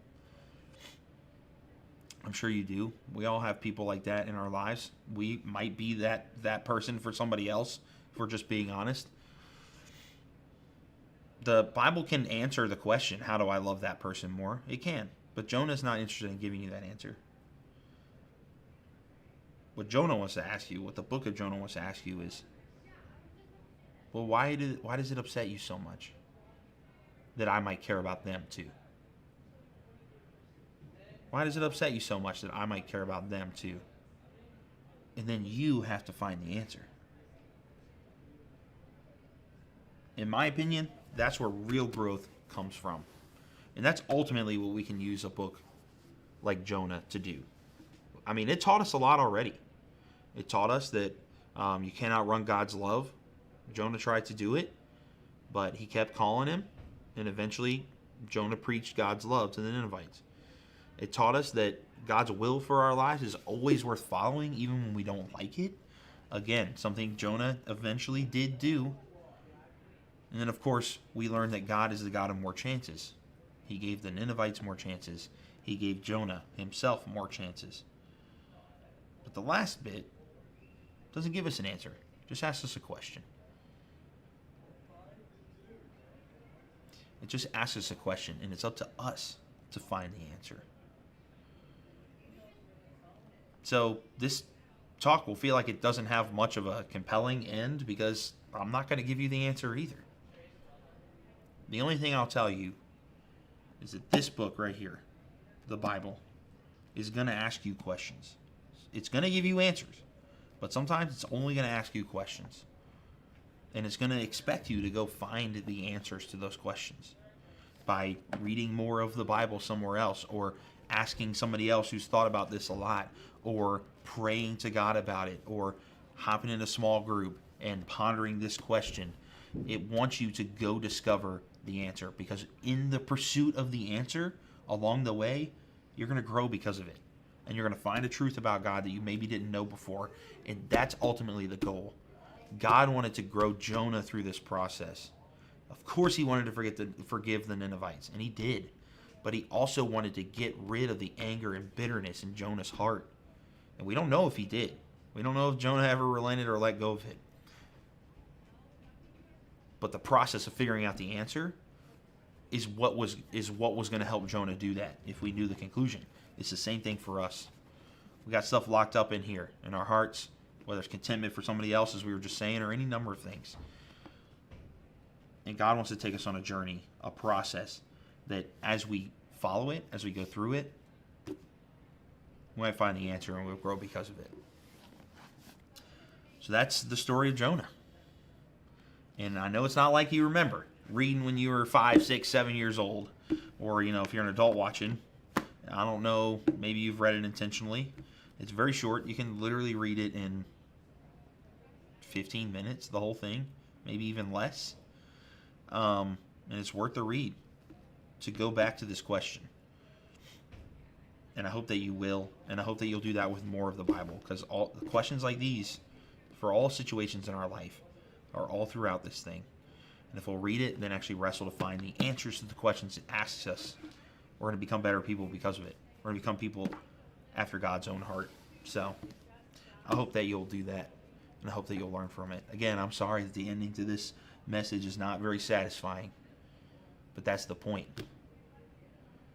It's up for us to wrestle with the stuff we have in here and answer the questions we're being asked by Scripture and by God. So let's talk about the live stream, shall we? The whole live stream. It's 11:20. I'm not going to take too much of your time. The rest of the time after this will be done. It'll be over. And it was great. I'm going to start with everything that I thought was amazing about this year's live stream. First of all, I'll start with, and these are not in importance order. I will tell you the most important thing. But I'm just going to start with the technology. At this point, it's been light years ahead of what we did last year, the 44-hour live stream. Now, we were limited. The world felt like it was falling apart because of the coronavirus pandemic, and it was kind of crazy. So we've learned a lot since last year to this year, but even still, the internet held out, the computers held out, the cameras held out. It was like a win all around on the technological front. Yeah, some things could be better, some shots could be tighter, sound could be better, color could be better, whatever, but the fact that our stream never got interrupted, we didn't get copyright pulled for anything. All of our content hasn't been demonetized. Like, we did it all right this time in terms of the technology of making this happen. So that was an awesome thing. Another awesome thing was there was more student involvement this year. Like last year, like the technology last year, like nobody was going outside because we all thought we were gonna die if we went outside. So students, they didn't go outside. None of us went outside. So it was literally just us doing this. And while that was fun, while that was cool, it wasn't. You don't really want to see that. You don't want to see me doing everything. And this morning may feel like I've been doing a lot of things as I have. But between Jesse's music sketch and the students having the roundtable discussion and the Andersons playing the Newlywed Game and the Wolflooks playing Family Feud and all of that, there's been so much student involvement this year, which I think is really amazing. So that's awesome. There's still more room for that, which is going to be something I'll talk about in just a second. But that was awesome. Thirdly, I thought there was another great year of variety of topics and segments and stuff like that.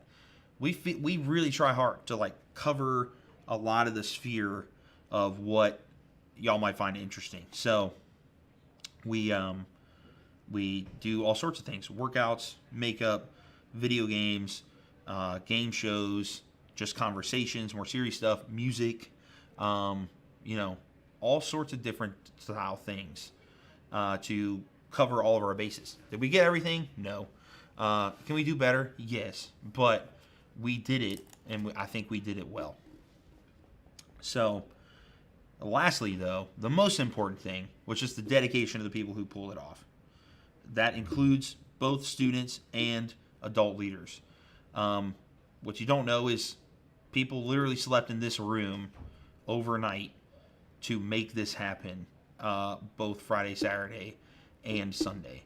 We've just been doing it together and just trying to make this happen.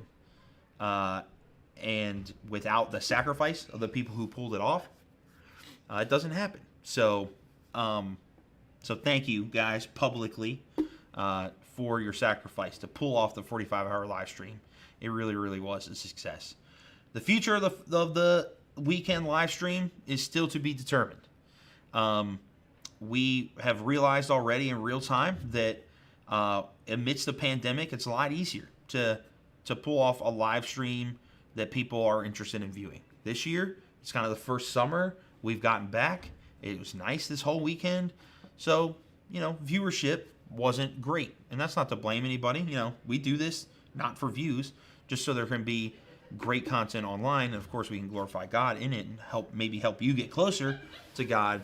But it has been kind of difficult to pull it off, to know that maybe it hasn't resonated with y'all. So ultimately, what I want to say about the live stream is this.